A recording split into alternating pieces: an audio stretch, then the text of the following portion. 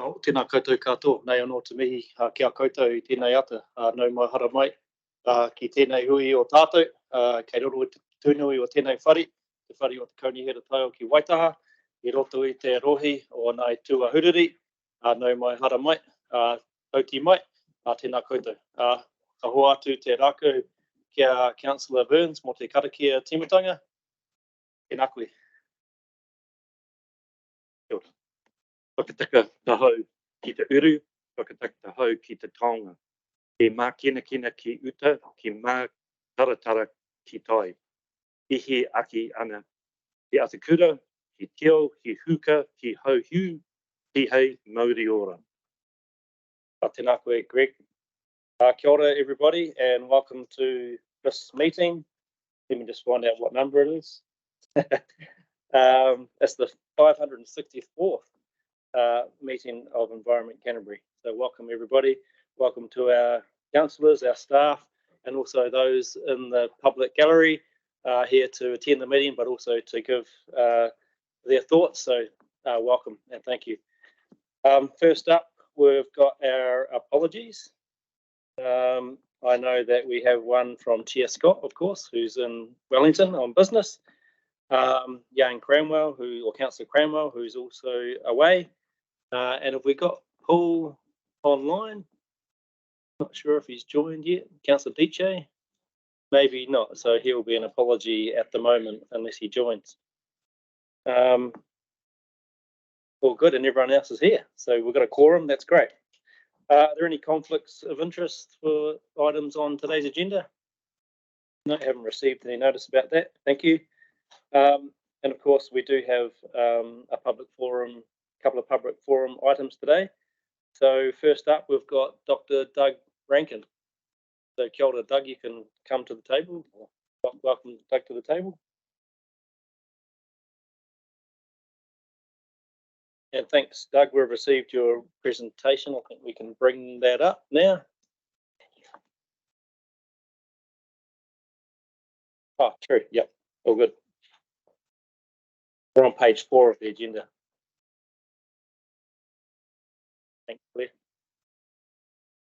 So, Dr. Rankin, you've got 10 minutes to present to council, and we'll do a little bow at 9 minutes so you'll know where we're at, and then we can ask some questions of clarification. So, thank you. Over to you.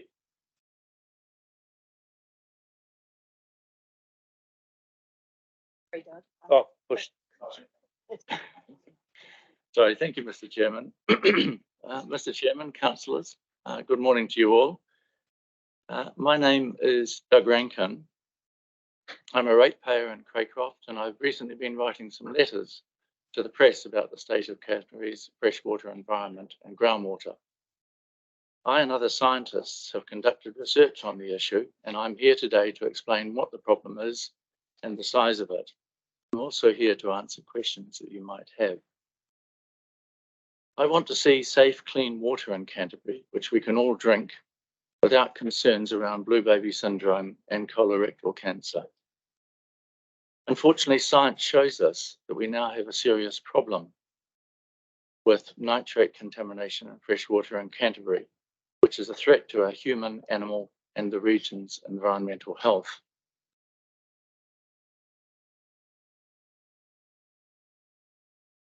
A recent study has shown that the long-term mean or average nitrate nitrogen concentration in most of the groundwater in Canterbury will rise to about 21.3 parts per million from dairy farming.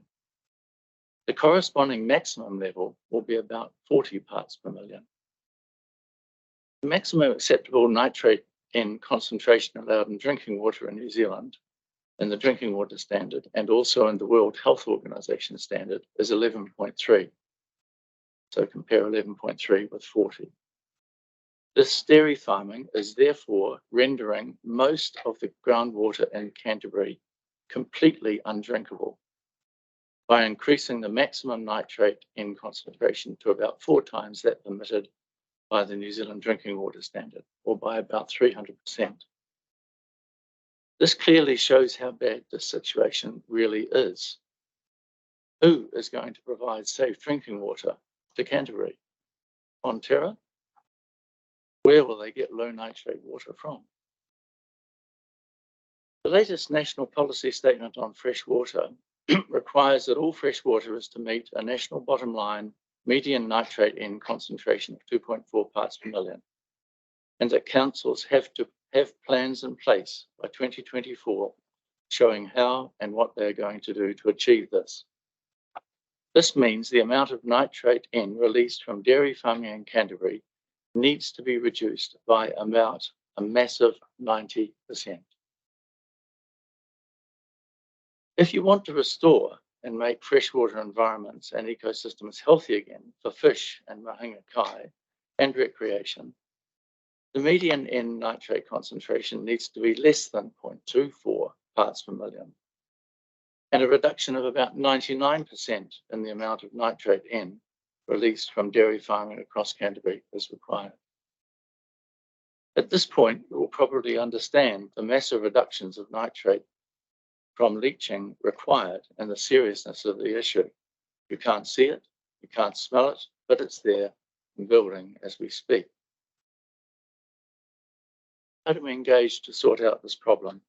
The problem seems so massive, and presumably we do not want engagement stopped because of personal and vested interests and impacts on farmers' livelihoods in their future.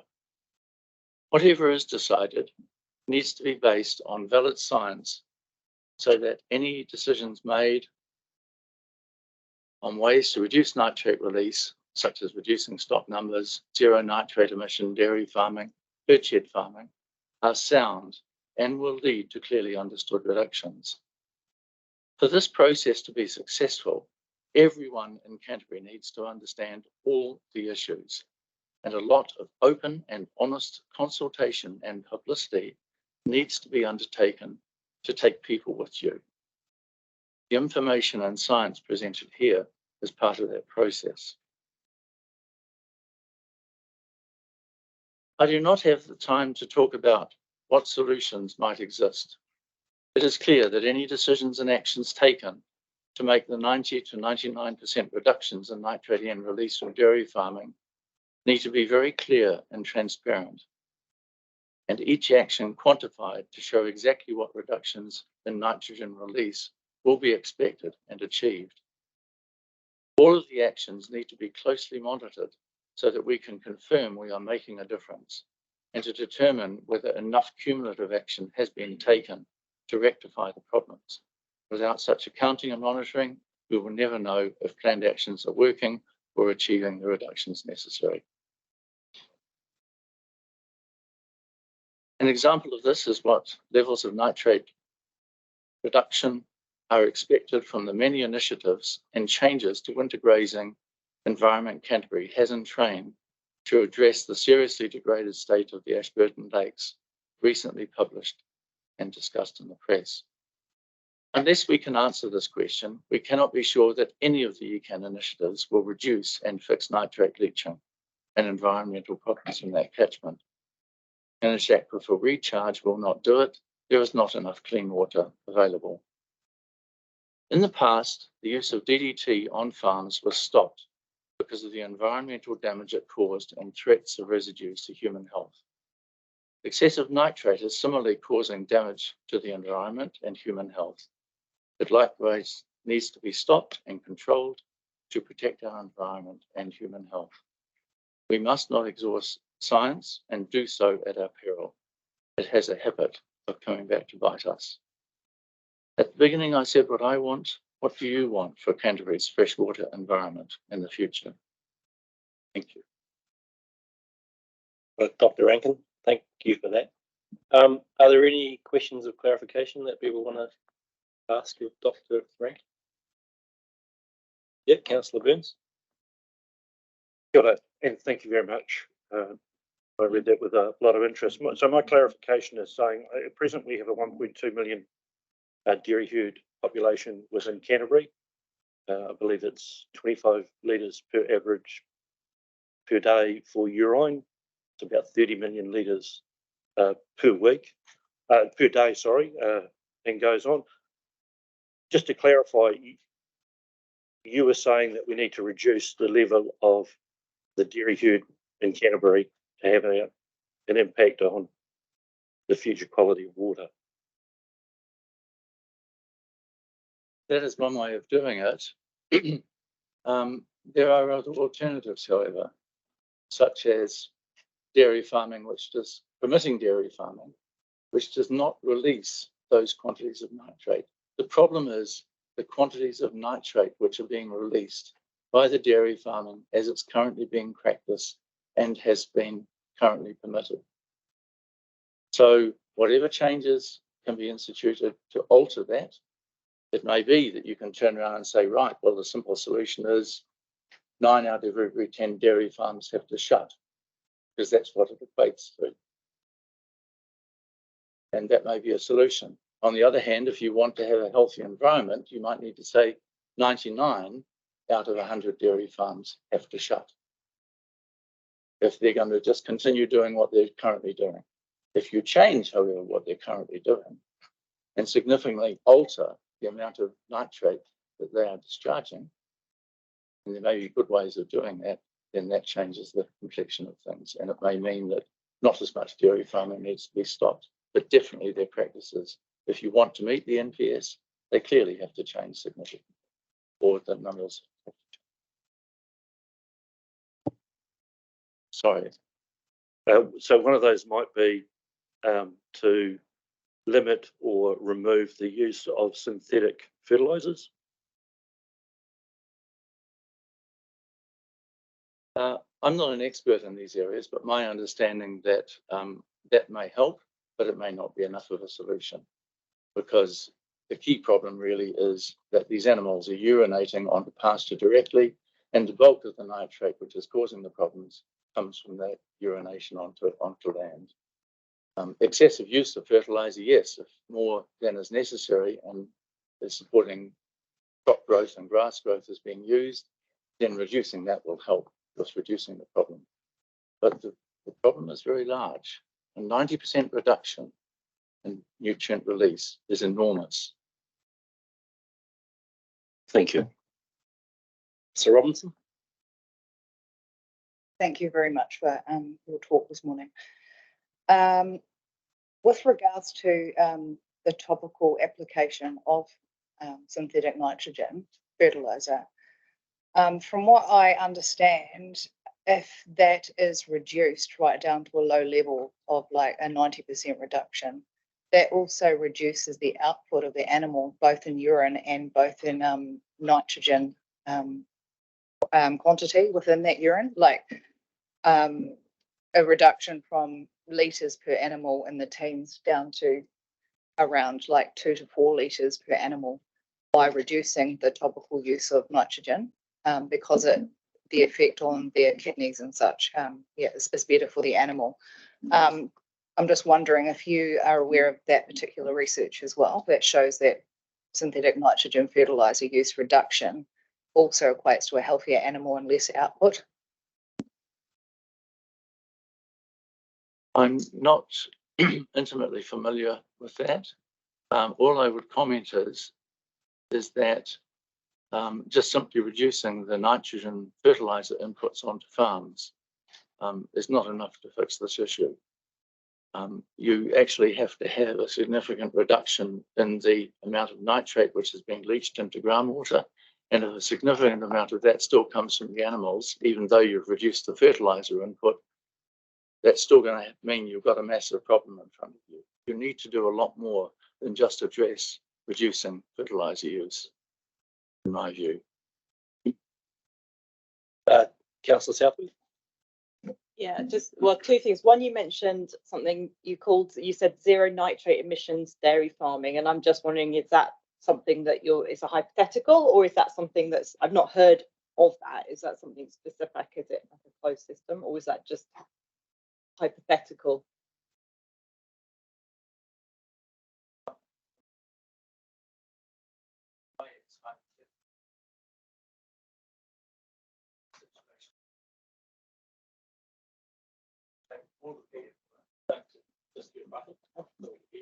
Humble apologies, sorry. Could most of you hear that, or do I need to repeat it? That's lovely. So I think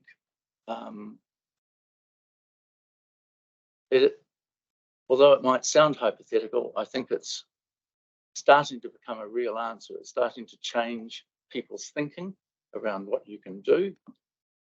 If you have complete treatment of all of your effluent, then that permits you to recycle the nutrients in that effluent as fertilizer.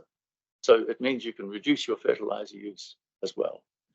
But also it allows you to recycle that fertilizer onto crops that you're growing when those crops can accept that and use that nutrient, and that stops extra nutrient dropping down into the groundwater and causing the problems that we've currently got. So it's a combination of things. It's partly hypothetical, some herd shed farming, certainly in Europe. That's one of the solutions which has been applied to help rectify this problem. Of course, in Europe, they only permit a quarter of the quantity of dairy farming on land which is permitted in New Zealand. And the reason for that is quite simple. You may recall I said there's a fourfold increase in nitrate, which we're heading towards over the drinking water standard. In Europe, where they only permit up to a quarter of what we're permitted here in New Zealand, that reflects meeting the drinking water standard in terms of nutrient levels in drinking water.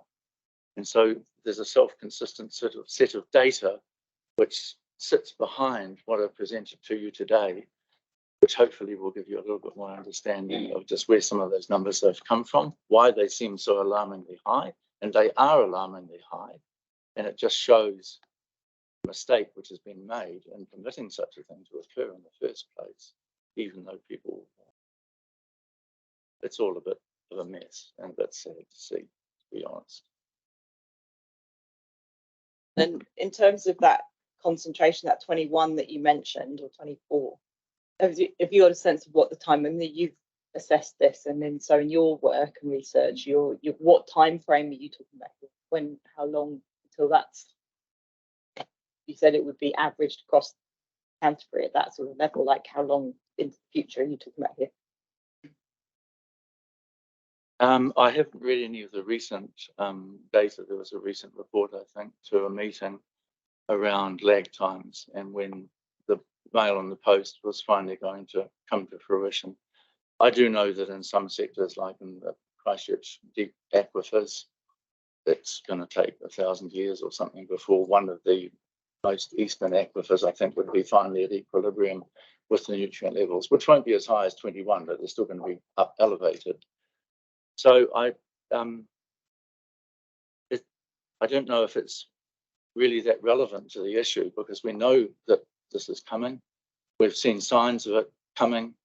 We've seen signs of it now that it's here, and it's still increasing. And the reason for that is obvious, that it's still working its way through the system.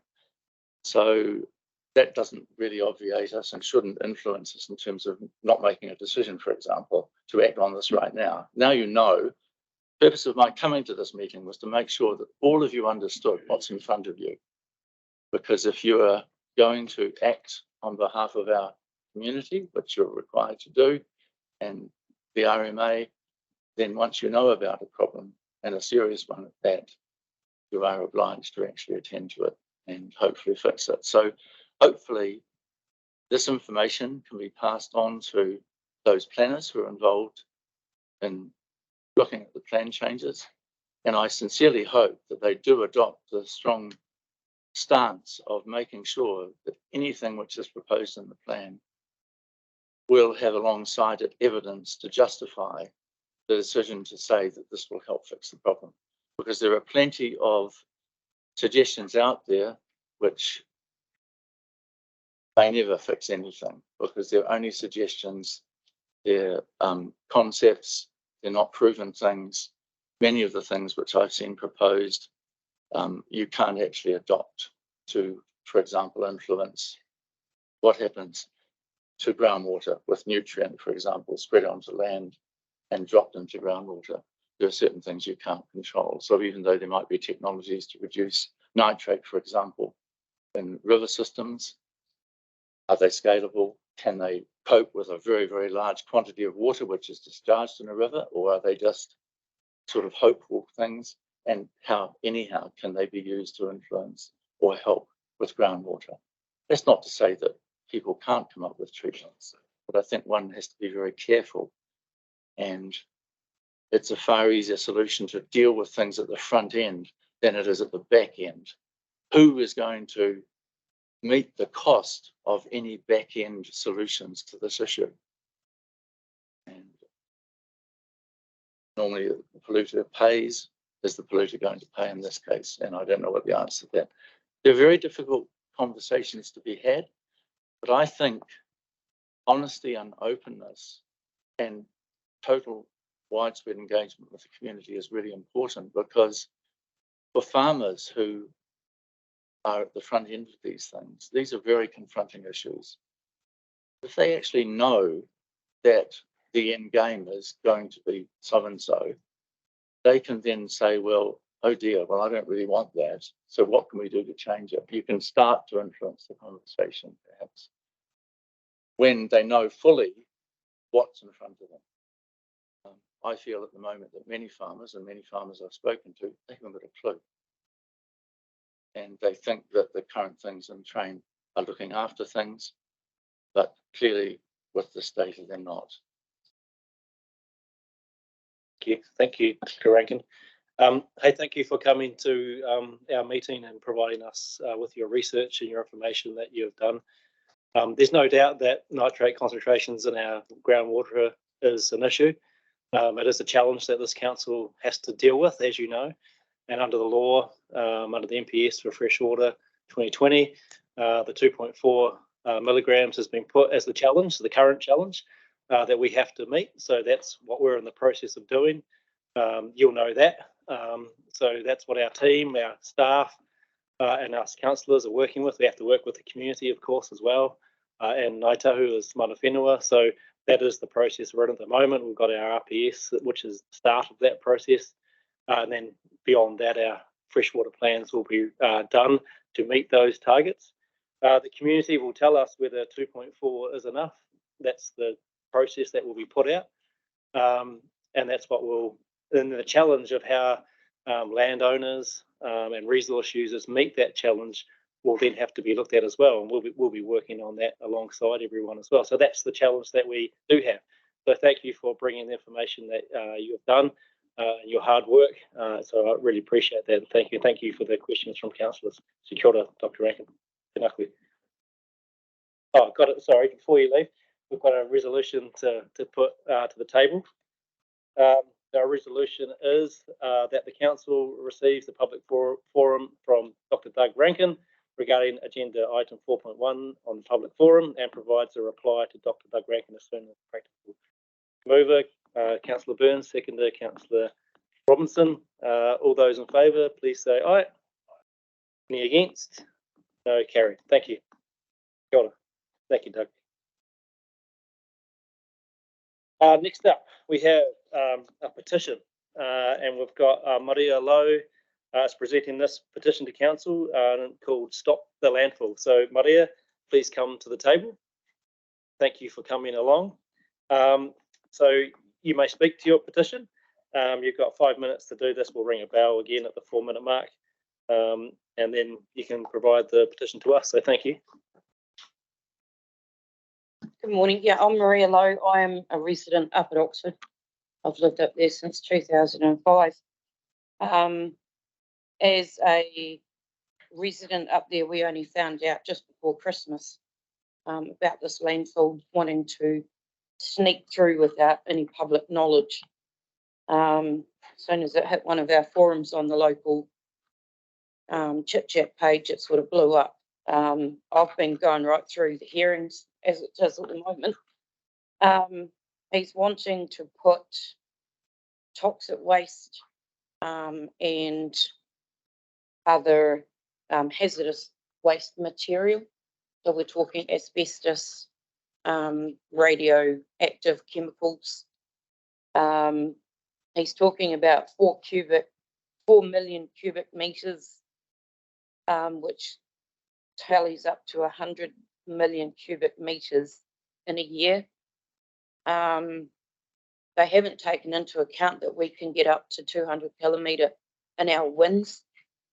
And where he wants to do it, there's 5 active fault lines. One directly connects through to the Alpine fault.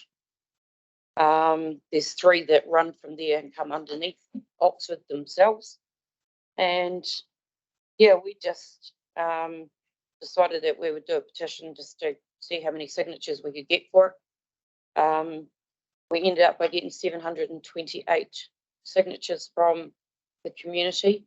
A lot of the community didn't even know that this was going ahead.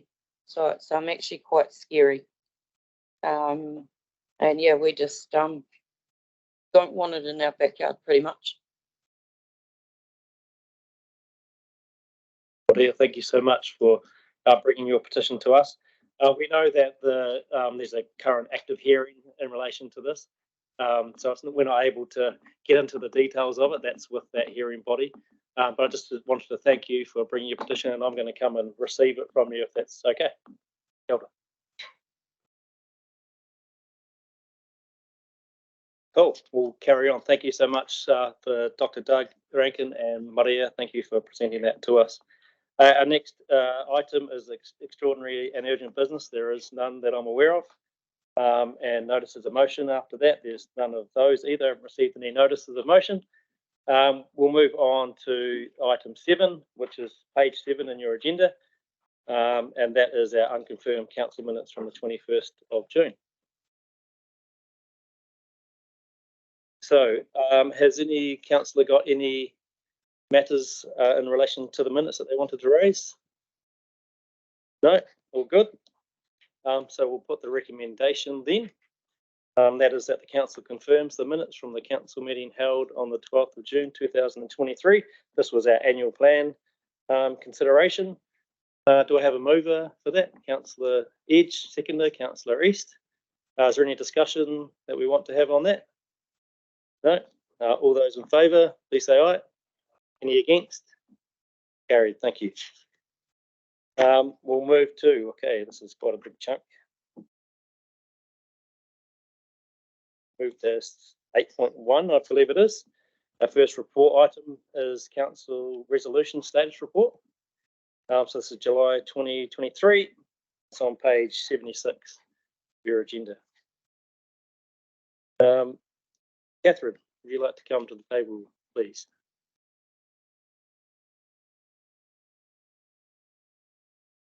Panda. Tēnā koutou. This is a report that provides visibility of the status of resolutions that are before the council. It includes all the resolutions from the previous meeting and the resolutions that were outstanding from prior meetings. I'm happy to take any questions about them. Councillor's got any questions about the resolution report? No, it doesn't look like it.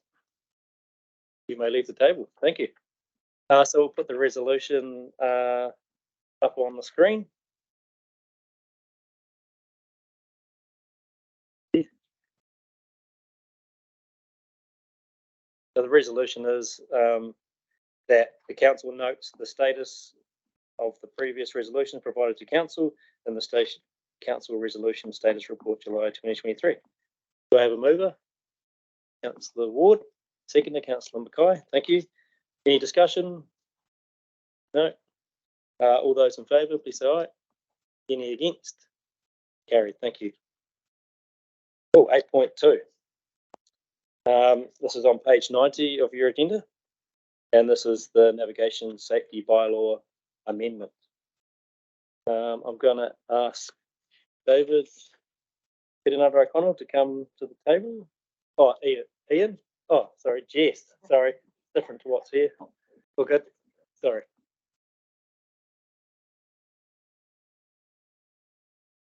Good. Got it, Jess. I'll hand over to you to introduce the team. Thank you. Kia ora. Yeah, through Mr. Chair, the purpose of this paper today is to approve and adopt the updated Canterbury Regional Council Navigation Safety Bylaw. And this updated bylaw is based on the amendments to the NAV Safety Bylaw that's currently in place from 2016. Approval and adoption of the new bylaw meets the requirements of the Local Government Act to have an adopted bylaw in place by the 22nd of September. So we've been through recently a public process in terms of the amendments that have been made, very minor amendments to the bylaw, with the note that there will be further amendments potentially coming our way through changes under the Maritime Act. So this is a formal process to get this updated bylaw in place. We've got the Harbour Master's office here with us for any questions that you may have in relation to the specifics of the bylaw changes. I just note in the paper as well, the next steps towards the end of the paper outline the process subsequent to adoption and publishing of the bylaw, and also having that available in various locations around the region. So I'm happy to take any questions, take the paper largely as read, and any questions through the Harbour Master's office as well. Yeah, Jess. Are there any questions from councillors? I just have one. I wonder, Ian, if you could just quickly run us through the main amendment sort of highlights in terms of the bylaw. Okay. As Jessie said, they're all minor, so they fit below the level of significance in terms of council's significance and engagement policy. A lot of them are actually changes, minor tweaks to definitions, where we've found that the definitions weren't meeting the outcomes that we really wanted them to do. There were a couple of other changes related to, some of them were grammatical errors, slight changes of terminology. There were a lot more that would have been made if the maritime rule, the nationally applicable rule, had been through its process, but it's not yet. So that's what's coming. That's what Jessie referred to. It's coming down the track. We felt that it was right at this time to limit this to things that were actually quite small. So there isn't really anything in there that's major at all. I mean, you're confident that they're going to seek improvements to navigational safety, I'm assuming. Yeah, definitely. I remember in April that you made the point about recreational boating safety. So that's something that's done collaboratively at a national level between regional councils, Harbour Master's offices, Maritime New Zealand in particular.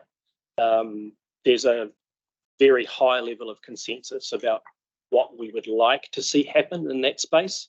And there have been a number of improvements made nationally and regionally. Mackay? Thanks very much, Ian. Just a query, you might be able to remind me. We went out for some consultation. I'm presuming we did it online through some sort of process.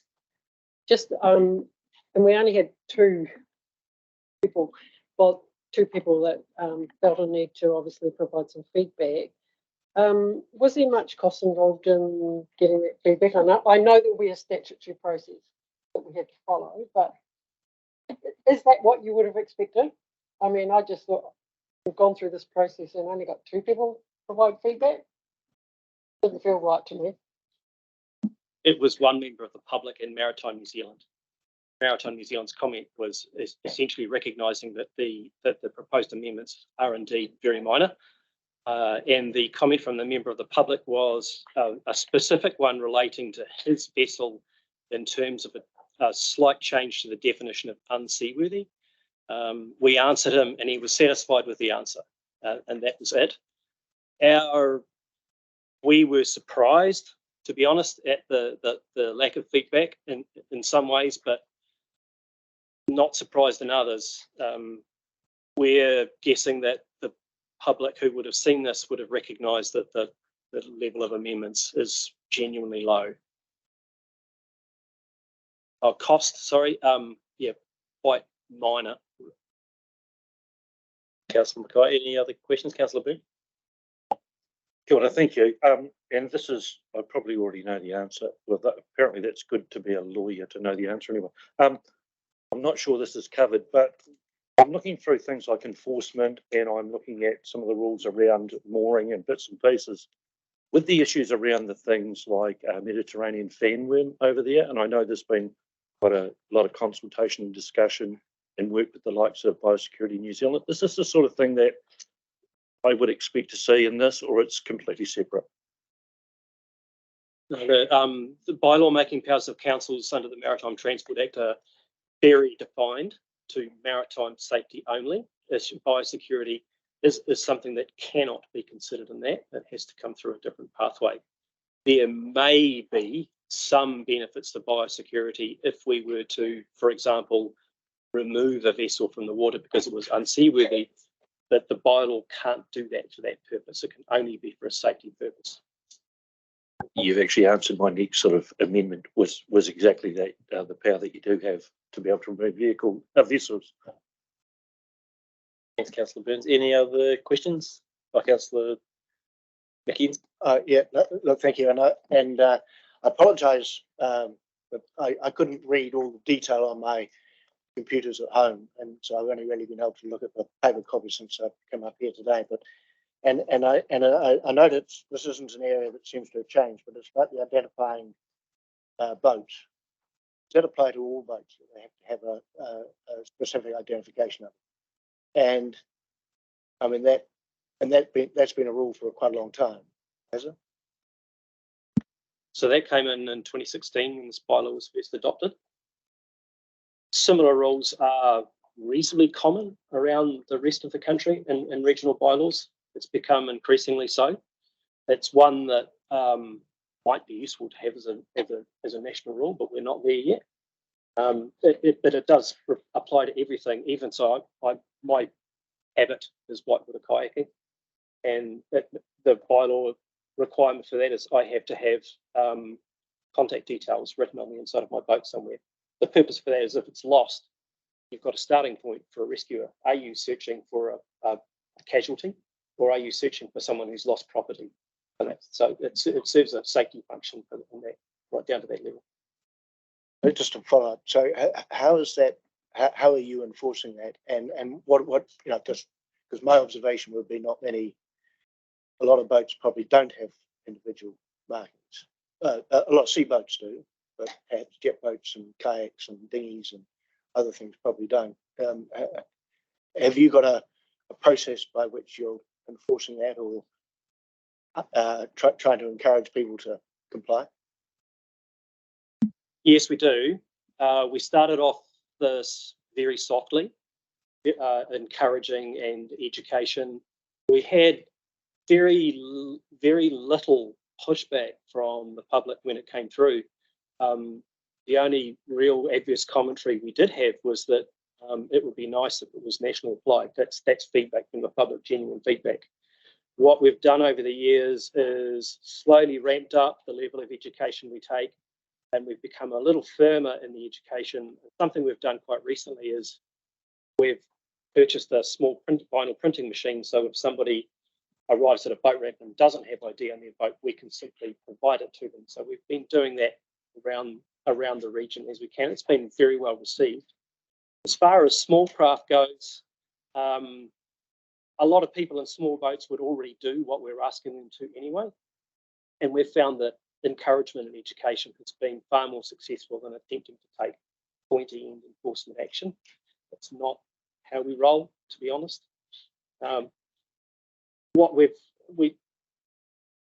data we've got so far, which is largely from observational surveys by our enforcement officers, is that we've gone from having maybe around 20% of boats that already had ID when we started, and they were ones who were members of clubs that had ID, through to somewhere between 60 and 75%. I know that's a fairly vague figure, but without surveying every single vessel in the region, we wouldn't be able to get any more accurate than that.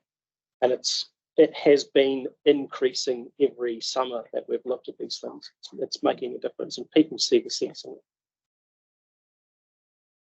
Thanks, Ian. Do I have another question? Yeah, Councillor East. So just continuing on with, so we're talking about a boat being named, not a specific registration number, like Australian boats. Apparently, they've all got to have a specific registration number.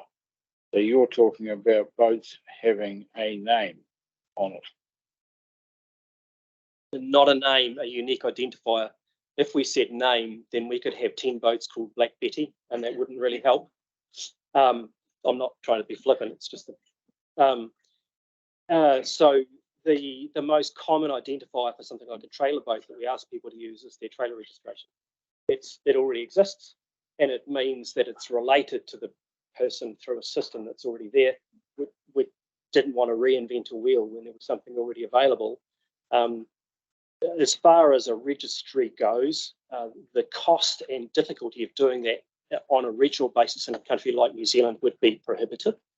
It would only be feasible at a national level. And you're right, there are models in Australia that already exist where Queensland, New South Wales, Victoria as examples, essentially run their vessel registration systems through their roading authority. So Vic Roads or Queensland Road or whatever, and they run boat licensing, driver licensing through the same kind of system as well. We aren't there yet in New Zealand. Maybe one day. It's a topic that pops up with quite some frequency. So I have a boat with a name on it. I have a rubber 3-metre rubber boat as well that I use as a tender that has no markings on it at all. So for me to be compliant with both vessels, what sort of marking am I required to have on it? If it's a trailered vessel, then the trailer rego is the easiest thing to do. We have had the same question posed by members of the public over the years as well, and our advice has usually been that if it's something that you roll up and put in the back of your car or on the back of your ute, then the registration of the vehicle is quite okay. So somewhere on the vessel, I should have my vehicle trade registration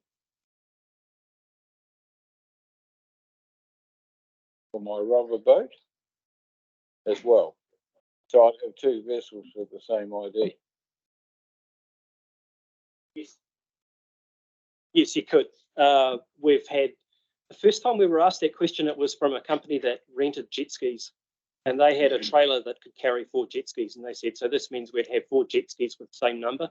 Yes, we don't see that as a problem at all. The vessel is identified, which means that there is a noted relationship between its owner or operator and the vessel itself. The point being, if there is some kind of issue, an incident, then there's a starting point for any follow-up. So where should this vehicle registration be displayed on the vehicle? Councillor East, is there something we could take offline? I mean, it's great that.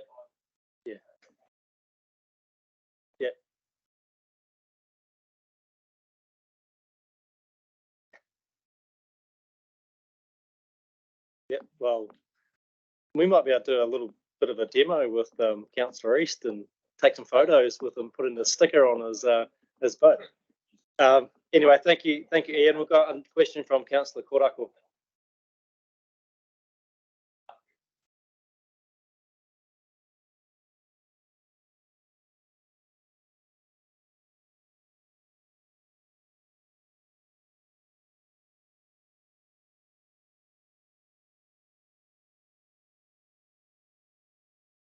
Any aircraft. Drones are slightly different though. The rules, the CAA rules around drones place restrictions on flying them above private property, and our understanding has been that private property, using it, property in its loosest, most expansive term, includes waterways, and the regional authorities have been deemed, for lack of a better term, effectively the owner. So drones flown over waterways have to ask our permission. So it's a little bit different. The rule there is intended to apply to actively flown aircraft with a pilot on board.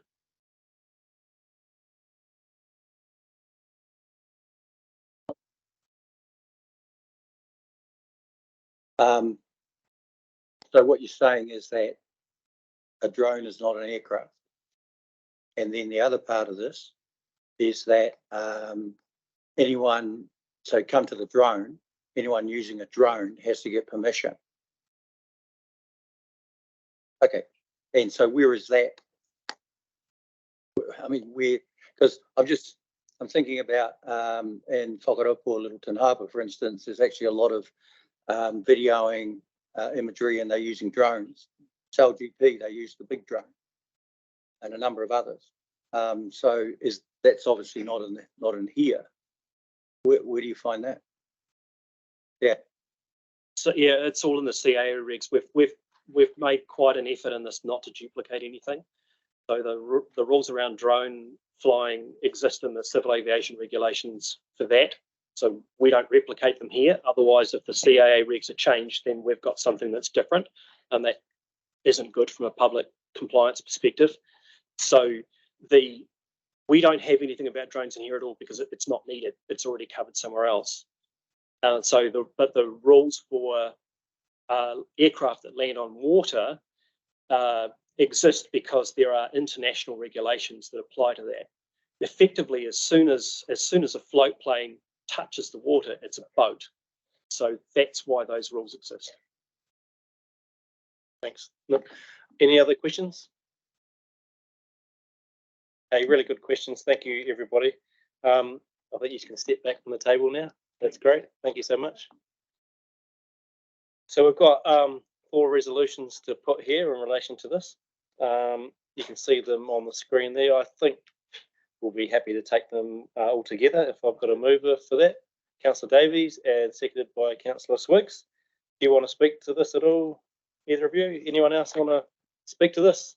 Had a good go at it through the questions. If not, we'll put it to the vote. All those in favour, please say aye. Any against? Carried. Thank you. Awesome. Okay, next up is 8.3.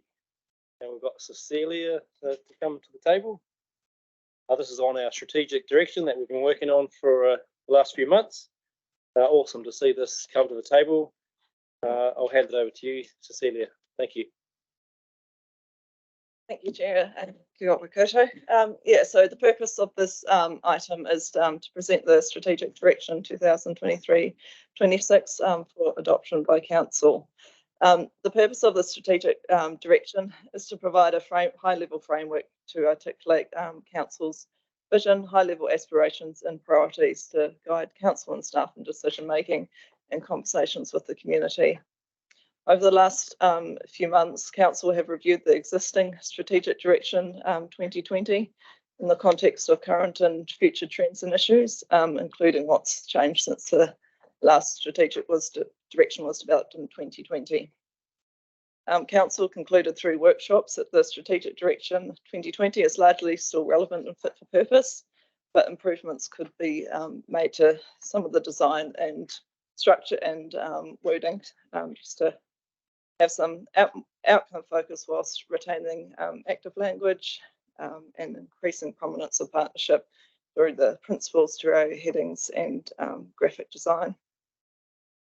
So the strategic direction will be used to guide Council and staff on decision making and be used as a basis for engagement with partner stakeholders and the community on Council's long-term direction going forward. There. Yeah. Is there any questions? Yep. Rick? Kia ora. Yeah, I was just interested to see that the statement on the first page, item 4, where it said globally a new normal post-pandemic was quickly disrupted by the outbreak of war in Ukraine. Given that we had Syria, Afghanistan, Iraq, Iran, what else we got? Sudan, Somalia. I thought it was interesting. I'm surprised that one could be picked out. And especially too, Harvard Bulletin talks about the greatest risk post-pandemic is to young people. It is mental health and depression, certainly in the Western world, and then across the world, the greatest threat to the new normal is refugee movement. I just wondered if you're aware of those. And so, sorry, in terms of the first bullet point, there's probably a bit of context missing there. This is a sort of comment out of the World Economics Forum's Global Risk Report in 2023, and that was particularly around the kind of food and energy crises that the Ukraine war brought about. And yeah, certainly in terms of sort of the comment about the young people. So the Treasury, the latest Treasury Living Standards dashboard recognised a couple of sort of wellbeing things to be keeping an eye on. That included sort of mental health, educational achievement, attainment, and some concerns that young people had around affordability and cost of living. Thank you, and that's great that it's clarified. We're talking food resilience, the fact that Ukraine, obviously, that which was pointed out previously by CE, which I'm very thankful for. Thank you. So, kia ora. Any other questions people have? Well, Cecilia, I just want to say thank you for bringing this to us and for the work that you've done with your team. On page 152, people can see the sort of finalised strategic direction there. I really love the new graphic design of it in terms of standing out a little bit more. The values being at the top, I think, is a really good improvement. And I also like how at the bottom it comes down to sort of those three focus areas that the council's been working on as well through Te Hāpai also. Yeah, I really think it's a good improvement, and picks up those changes that have happened over the last 3 years and brings it up to date. So I just want to thank you for that. I think if there's no other discussion, we'll go to the resolution. So thank you, Cecilia. You want to move it? Yeah, all good. Yeah, so Councillor Burns got to move it in a seconder. Oh, Councillor Swiggs. And yeah, go to you, Greg, if you want to speak to it. Thank you. Kia ora, thank you. I too just want to say I know how much work has gone into this, and as a first-term councillor, it has been really good to be involved with briefings and to feel like we've been listened to. It's good to see some members of the gallery, the public gallery, in here today, and this is the sort of thing that I would expect that you hold us as elected officials to as we're going on. So again, thank you for your hard work. Kia ora. Cool. Councillor Swiggs, do you want to speak as well? I'll just say that I appreciate the amount of work that's gone on to involve us in creating this. Actually, it's been quite good. So I mean, it makes us feel comfortable that we are driving this from throughout the organisation, and hopefully we'll get the change that we need. Any other speakers? Yep, Councillor Edge. Thanks, Chair. Yeah, look, I want to basically give my endorsement, obviously, for this really minor review of where we were with our previous 2020-23 strategic direction. And it's good to see really that was relevant and fit for purpose. And obviously, things have changed a little bit, and we've improved some wording and given some more prominence to treaty partnership. And also, on item 8, page 150 there, wording refreshed to have an outcome focus. And that really will help give a degree of alignment with legislation on the Natural and Built Environment Bill that's coming to us, and the Spatial Planning Bill, which do have a sort of an outcome focus to them. So I think it's really good. And I mean, as a starting point, for our future direction, we're getting underway straight away in terms of our long-term plan, and we've got a document out at the moment called "What's Our Future Canterbury," and inviting people to give some comment on our direction for various things. So that's something that's in train at the moment, and we're encouraging members of the public to respond to that, and as many people and as many ideas and thoughts would be appreciated to help build on the strategic direction that we're looking at. So it's all good. Thanks, Councillor Rich. Any other speakers? Yeah, Councillor Southworth. Thank you. Just I really like how it's set out, and we've really clarified a few things, but fundamentally it is absolutely the same as what we had in the last term. And I think that's actually really important, because we sort of synthesised and consolidated what we felt needed to happen after the start of a new fully elected council, and we have set a direction, and it's important that you keep on the direction. Otherwise, if we chop and change too much, there's a risk that nothing actually comes out. So having that real clear outcome focus and continuing to push. And I know that we have made changes over the last 3 years and we've got more work and we're clearly moving on. There's a lot happening. And I'm really confident that, you know, these aspirations, we will get there. And we've just got to really keep on track. And it's really helpful to have this clear sort of framework to keep bringing us back to. And I know last term and this one as well, it's not uncommon to hear councillors talk about going back to the strategic direction. How does it align? Are we still focused on one of those things? So I think it really does help. It's like guiding stars. So I think it's really helpful and appreciate it. Thank you. Got it, Councillor Southworth. Any other people want to discuss this? All good. Yeah, I think it is important context that people have raised about the long-term planning coming up. Obviously, this helps that whole process as well, give it some focus. So yeah, it's going to be great if we can move to the resolutions. So we've got Councillor Burns and Councillor Swiggs that have moved and seconded it. They've spoken. We'll put it to the vote. All those in favour, please say aye. Any against? Carried. Thank you. Okay, 8.4 is our next item. That's on page 153 of our agenda. And this is councillors' allowances and expense reimbursement policy. Now, this paper, we've got Catherine again to come to the table. It's in relation to changes that have been made by the Remuneration Authority to update our policy. So I'll let Catherine introduce it. Thank you. The Remuneration Authority is an independent body set up to set the remuneration of various public bodies, including local authority. They have issued an update in 23-24, and what we're bringing to you today is an update to the vehicle kilometre allowance in paragraph 28, plus some minor editorial and narrative corrections within it. We haven't changed the substance of any other parts of this policy at this stage. I'm happy to take any questions around that. Council's got questions yet? Go to you, Nick. Thank you, Catherine. My comment was just regarding the mileage and travel time allowances and the kind of discrepancies between petrol and diesel allowance post the 14,000 kilometres and the comparison between compensation or reimbursement from the likes of the petrol diesel vehicles to that of either hybrid or electric.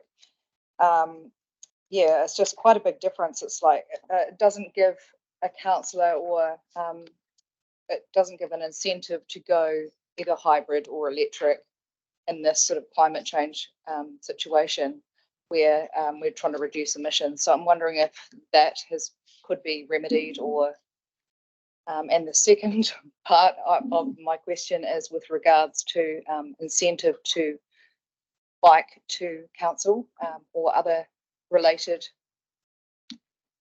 work situations for councillors. I know staff have some sort of incentive to cycle to council, and I'm wondering if the same could be looked at or similar for councillors. Thank you. The rates that are proposed in this paper are based on what's come from the Remuneration Authority, which are based on the Inland Revenue rates. Any deviation from those rates, we need to get specific approval from the Remuneration Authority and submit to them. At this stage, the recommendation from us is that we use the rates that are here, but there is the opportunity for you as a council, if you would like to write to the Remuneration Authority and request that they consider other matters, then you know, we as staff could do that on your behalf. And yeah. Councillor Burns. Oh, sorry, Councillor Mackay first. Oh, okay. Yeah, cool. Kia ora, thank you. Yeah, I understand that it's IRD and that's fine. As an urban councillor who does make use of a bicycle anyway, for a healthier lifestyle, I do want to acknowledge that we have a number of councillors here that travel a very long distance over the course of the year. And the cut-off point at 14,000 k's, which is absurdly high for someone like me, is not, in fact, for these people. And I specifically look across the table to the likes of Councillor Ward coming all the way from down south, even Councillor Mackay, Councillor Edge from North Canterbury, and that movement within those particular areas to support their communities. So perhaps if we are looking at a letter to the Remuneration Authority, we could be possibly looking at the distance that people are away from, sort of like HQ, I guess, and the amount of travel that does incorporate. Given also that my understanding, Waitaka Canterbury is the largest region within New Zealand as far as regional government goes. So that'd just be a couple of points I'd make, and I'd be happy to loan one of my bicycles to you, Councillor Robinson, if you so desire. Thank you. We could add something to that effect in this. There are guidelines around if councillors are outside the boundary, and then once they cross the boundary, then their allowances start. And for a region of our size, then that is quite a large distance compared with many others. So I think that would be quite reasonable if you as a council would like us to include that. Yeah, sort of supplementary.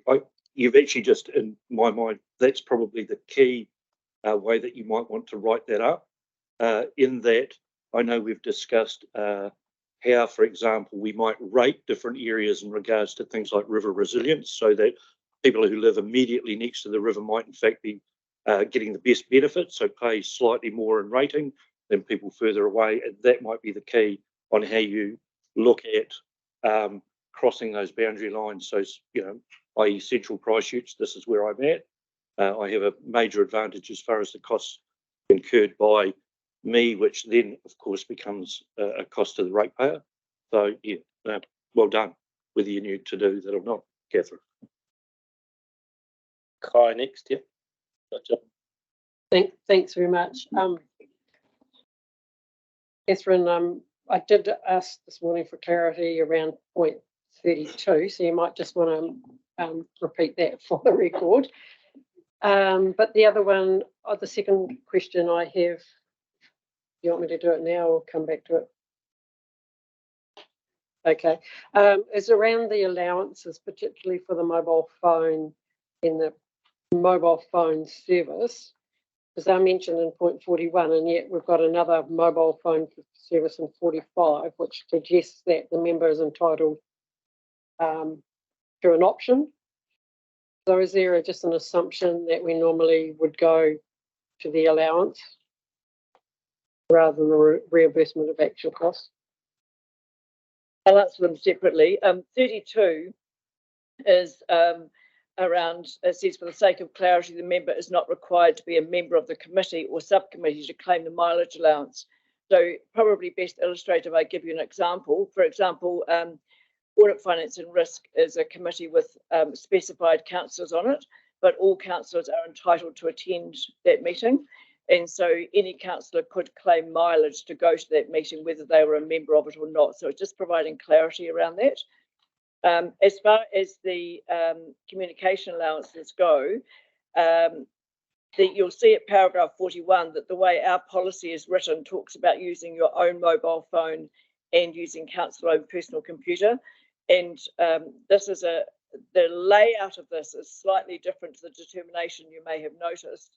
That's the normal model that our councillors have been using, which is why it's worded this way.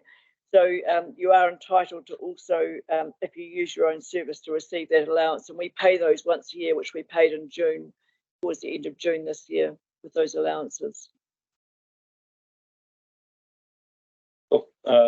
Councillor Sungleton. Just back to the travel one, while I only live 50 odd kilometres from council, I think my busiest week 2 or 3 years ago was 1100 kilometres, coming into Christchurch to Omarama for meetings, to Kaikoura for meetings. So it's not just that some of us live further away, it's the actual work that we do and the responsibilities that soon add up. Thanks, John. Did you have a question, Councillor McKenzie? Comment? Shall we wait for we'll open it up after Catherine sets the table? So any other questions or clarification? Just sort of picking up on Councillor Robinson's point.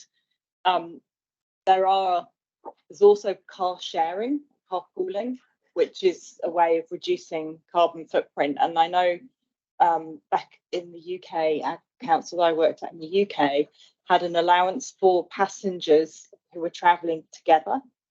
And so it encourages carpooling. And I wonder whether, because if we're writing to the Remuneration Authority, that presumably any change they make would be a national change. It wouldn't be exclusive to us.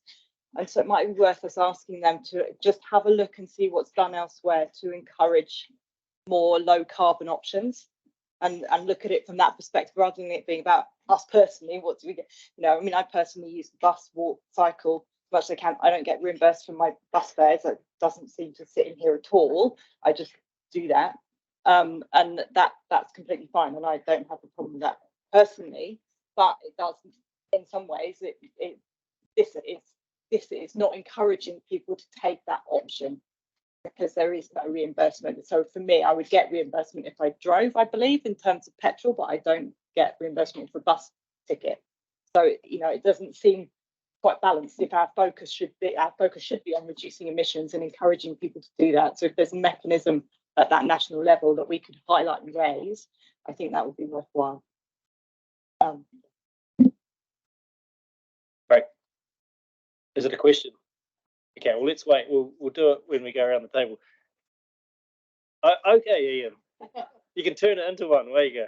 Well, I was thinking about what I was going to say, and what I was going to say is, and you do the analysis of the allowance, and it's a reimbursement.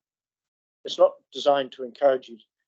So my question really is, given that at 30 cents, you know, for the second 14,000, the first 14,000 kilometres, it's 400 kilometres a week, and that doesn't clearly not cover Nick's travel, probably doesn't even cover my travel for 35 weeks of the year, which may be still conservative. And the allowance that it's got, it's roughly 30 cents a kilometre is the cost of fuel, and the difference is about $8,000, which is depreciation, and then they don't give you depreciation value for the second, anything over 14,000 kilometres. It seems to me, and so my question really is, it seems to me the policy isn't around fully reimbursing you for the cost of running your vehicle. It's allowing some allowance for the use of your vehicle without giving any incentives for you to use your vehicle in the first place. So the questions around compensation for other modes of transport become, if the Inland Revenue haven't set this allowance to fully reimburse people who do use their vehicles and have to use their vehicles, it's not a process by which the Inland Revenue is trying to encourage other forms of transport or different propulsion techniques. It's basically saying, if you have to use your vehicle, we're going to fund you without giving you any incentive to use your vehicle, but so you get some level of recompense back. Is that probably how you understand the rationale behind this allowance? I wouldn't want to speak on behalf of the Inland Revenue, and probably under my FCA membership will be stepping completely outside my boundary of ability to do that. But my understanding is it's meant to provide some recompense for the fact that you do incur additional expenses to attend that. But as with anything set by the Inland Revenue, they're not aiming for you to make money out of it. They're aiming to provide a suitable recognition of cost incurred in doing your business. Thank you. My last question would be, but this is our policy, so those things that we've talked about, we could, if we did a more comprehensive review of this, could look at other incentives and schemes or whatever, as long as they could be costed and funded, that could be looked at in our policy beyond what the Remuneration Authority is providing us. So, is that? Yes, we could do a review of it. If we deviate from what is included within the determination, then we need the explicit approval of the Remuneration Authority to have those allowances in there. So there is absolutely nothing stopping us doing that, and I'm perfectly happy, if you would like me to do a more detailed review of this policy and to look at the alternative aspects you might want to include it, and we can put that to the Remuneration Authority and see what their response is. I think a starting point could be the letter that we discussed, and see what the response is to that before we did a bigger review. But yeah, that could be a good way to do it. Councillor Mackay. Just seeking some clarity. Part of it, we know the authority says that we've got half an hour of each trip that we pay for ourselves. Have they, is that tied up within the IRG decision? Because basically that's suggesting, it sort of does equalise it a little bit across the table that, you know, effectively that could be 80 or 100 Ks they're saying that you could be paying a day. Yourself landing back on that individual. So Drawing on past knowledge, I would say that I have no recollection of that being part of what comes from inland revenue, but it is part of what comes to us from the determination. So I can't answer that one as to whether the Remuneration Authority has had any prior or earlier information about that. Priest, where you go? Yeah, look, much has been made in conversation about the size of the ECAN district or region, I should say, and perhaps it'd be an interesting analogy to see what the maximum distance someone could travel in another region. And I have a great deal of empathy for some of our councillors who live at extreme distances from Christchurch, and no one, I don't think, in any other region would travel the distance that Nick, for example, travels. So I'm wondering, really, in a letter to the Remuneration Authority / IRD, or that we apply for some sort of dispensation for huge lengths of travel that some people have to do in the course of actually getting here. And when I sort of have a mental visualization of other regions around the country, I don't think anyone would travel the distance that he does. So can we look at either a sort of an exemption over a certain distance, maybe it's 150k or 200k, and beyond that there is no limit on the mileage recompense. Could I suggest that that we update the staff recommendation to include a provision for the CE in conjunction with the chair to prepare a letter that would encompass these points that we've raised? I think that's a great idea. Thank you, Catherine. Yeah, yep, for sure. I was wondering if someone might move that anyway, but well, no, for sure. What's that? Thank you, Catherine. Is there any other questions? We've done a bit of work on this, so we might. Thank you, Catherine, for your input. So we have 2 resolutions on this currently, and then if staff are keen to put another resolution, which I think we might have done a little bit of thinking on. There we go. So we've got 2 resolutions that were there, and then Catherine's resolution that's come up there. So what we might do is take the first 2 together, and then we'll do the third one separately at the end. So do I have a mover and seconder for the first 2 resolutions? Councillor Ward, thank you. Seconder? Councillor East, thank you. Is there any, do you want to speak to that, Nick? That's been done, cool. David? Any other people want to discuss that further? No? Okay, well, we'll move to the vote on that. All those in favour, please say aye. Any against? Carried. So to the third resolution there. So this one's about directing, as we heard, direct the Chief Executive to work with the Chair to draft and send a letter to the Remuneration Authority concerning the following topics. So we've got the distance travelled due to the size of the region, encouraging environmentally friendly travel. And what are you going to write there? I don't know. Is there any other points that, yeah? I think the the first point and the second point are significantly different from each other. If the point of the remuneration for travel costs is to modestly reimburse you for actual costs, then the second point is a different issue altogether, and I think should be addressed as a different issue. And I'm not unsympathetic to that request, but it seems to me that they're not the same points, and if they are run together as one issue, then we need to be very clear. The chief executive needs to be very clear in her discussion with the remuneration authority that these are two absolutely different points. It's easy enough to do, Ian, in the letter, and it's more about putting that to the remuneration authority to ask whether they've actually considered these things. So and the other issue is Nick is absolutely right. Nick, using Nick as the example is absolutely right, because he is a very long way from anywhere. But John made the point that as part of councillors' requirements, if you're travelling if you're on the Upper Waitaki Zone Committee or the Kaikoura Zone Committee, even if you live 2 minutes from Durham Street, you still have a requirement. So it's just the sheer scale of the regional council and the obligations to travel to various parts of it stressed.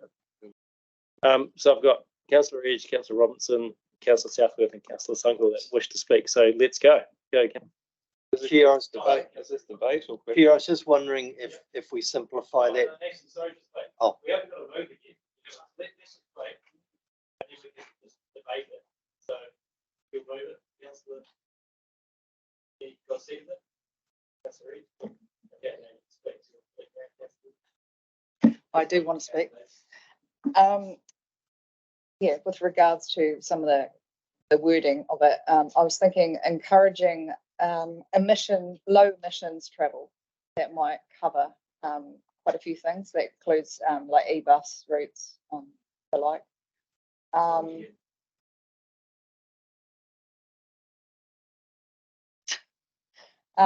Yeah, that's it for now. Thank you.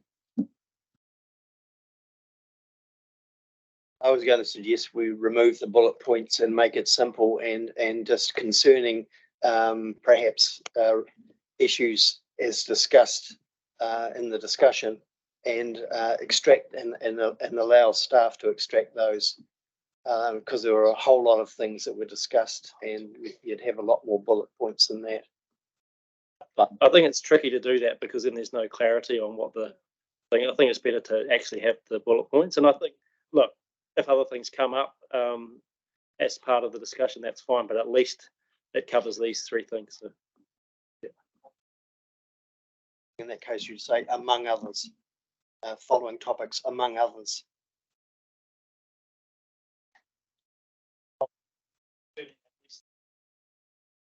Draft it. Yeah, just again the low emissions travel. So Councillor Mackenzie from last term, so Councillor Elizabeth Mackenzie from South Canterbury pointed out that actually she could get a regional bus. And certainly if we look at increasing our network of regional buses or even trains, that's certainly something on the conversation. And we, this isn't necessarily just about next week, that is an option, could be physically an option, but she wouldn't get any reimbursement for that. So it's not necessarily just talking local. And also just the UK's tax office is also not about giving people profit off the back of travel. So for example, the rate set for cycling was around, there is actually maintenance, there's hire, replace, there's costs associated with cycling and with walking. You actually get through rather, more shoes, whatever, so they were very much looking at it. I know it might seem laughable, but that's very much what they were looking at as a cost. And similarly, that 14,000 break, my understanding of that is it's around covering insurance and the various costs that go with owning a car. And after that, it's the fuel cost. So there is a very logical reason behind the 14k break, is my understanding of the situation. So yeah, anyway. Okay, Councillor Sunkel. Thank you, Mr. Chair. And I guess putting aside the comment around weeks where it could spend 1,000 kilometres on the road fulfilling duties for council,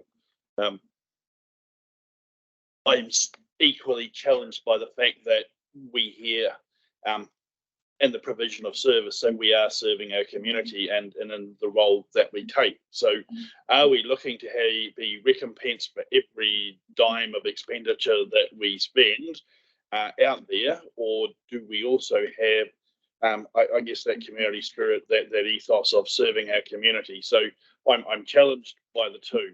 And I guess when it comes to, do we pay for a pair of shoes or the tires on a bike or whatever, I kind of think we're actually here to serve our communities. And so, how far do we actually take it? There's genuine travel, there are genuine significant costs, but I just get concerned if we got right down to a point where we put a receipt in for every 50 cents or every dollar. Just the service part of our role, I think, is particularly important in what we do at this table.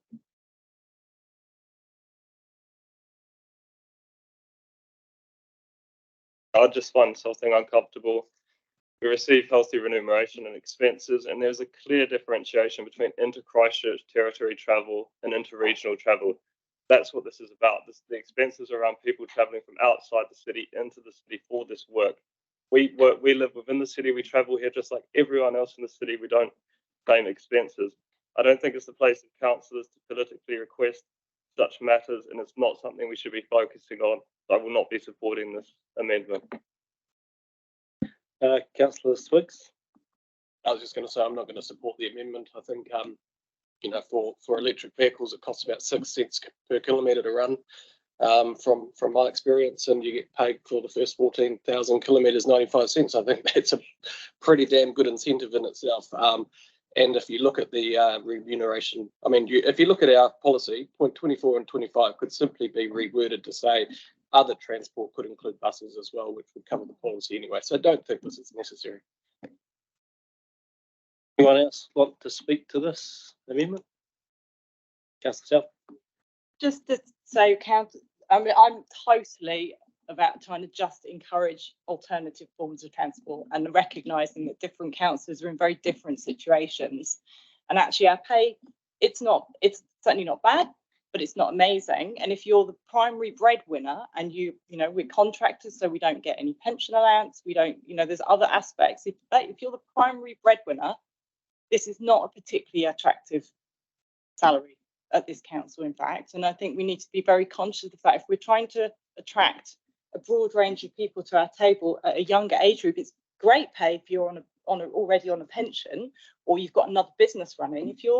If you're someone coming in your 30s, 40s with a family to support and an expensive mortgage, if you've bought a house in the last 5, 10 years, it's actually not so very much. So I think we need to be mindful that, yes, great to give service, and we certainly, all of us work really hard and do a lot for the council and for our communities. But reality is, if you want broad range of people at the table, then you do actually need to be able to ensure that people are able to function properly, and that it's properly remunerated and not, and you're covering your costs. I think that's not an unreasonable request.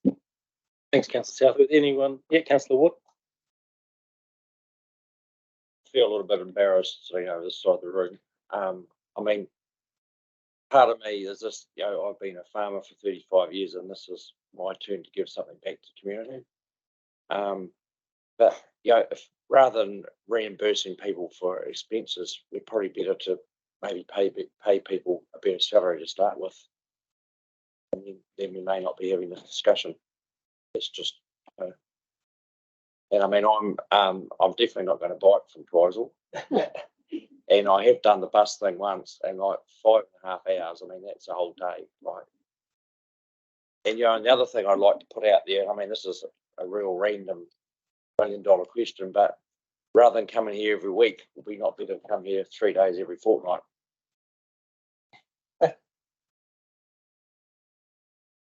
I put it out there. Is this on the debate at hand, Greg? Yep. Yeah, it is. I just want to say, I don't want to get anywhere into remuneration. That is done by an independent authority. There are people certainly on one area of my ward that would be who have mortgages, who have both people out, who probably don't make what I make. So, yeah, I actually agree with John. We all knew what we were in for. that's how it is. This ultimately comes from the fact that the IRD have said, here is the change of the rates and the mileage. That's what it should be, really. You know, I personally think that someone like Nick, who does do an extraordinary amount of travel, because I don't use mileage, that's great. I think we should acknowledge that. But again, I don't want to go anywhere near allowances or whatever, given that it's not part of what this is about. And yeah, thanks. Councillor Robinson. I just thought I'd have the last option of reply. I agree with everybody at the table to some extent, particularly Councillor Southworth. The reason being is we've declared a climate emergency, right? It's not just about money back, it's about incentive and the right to actually declare what you have done to help in that situation.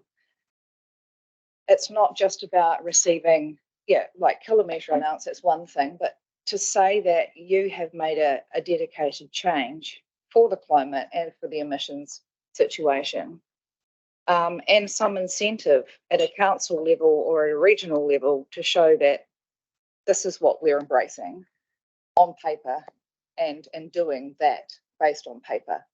I just think it's really important that we're given not just the option, but the means, or at least some help or guidance in getting there. Some of us have, I'm still driving a petrol car and I feel sick every time I do it, but I don't think we're there with electric yet. And I don't think hydrogen's the answer. I'm trying to bike as much as I can, but you know, this situation, my son can't be dropped off at school until after 8:30, which gives me a very limited time to get here. I can't catch a bus within that time frame. I can bike, I've got a single speed bike, but the incentive, that's what I'm just saying, the opportunity to swap one for another that's better for the environment would be great. Thank you. I think we'll end the debate there, and I'm definitely going to support this because I think it's worthy of a question to the Remuneration Authority.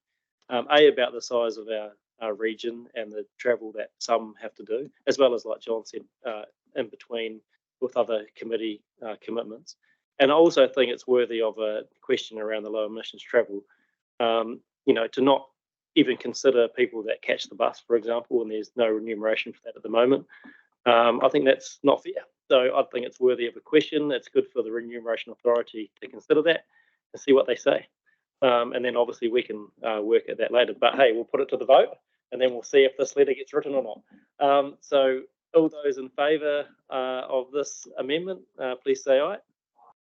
Any against? Yep. Would you like that recorded? Okay, so we've got Councillor Davies and Councillor Swiggs. Anyone else? Yes, for sure. Of course you can. Okay, so we've got, okay, let's go. So we've got Councillor Burns, Councillor McKenzie, Councillor Mackay and Councillor Sunkel abstaining. I think that still means we've passed, maybe. We might not have. Let's see. How do we do this? Do we have to call for a, do we want to?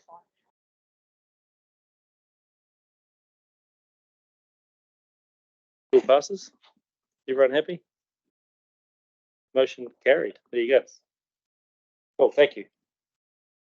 We're going to move on to the next point now, 8.5.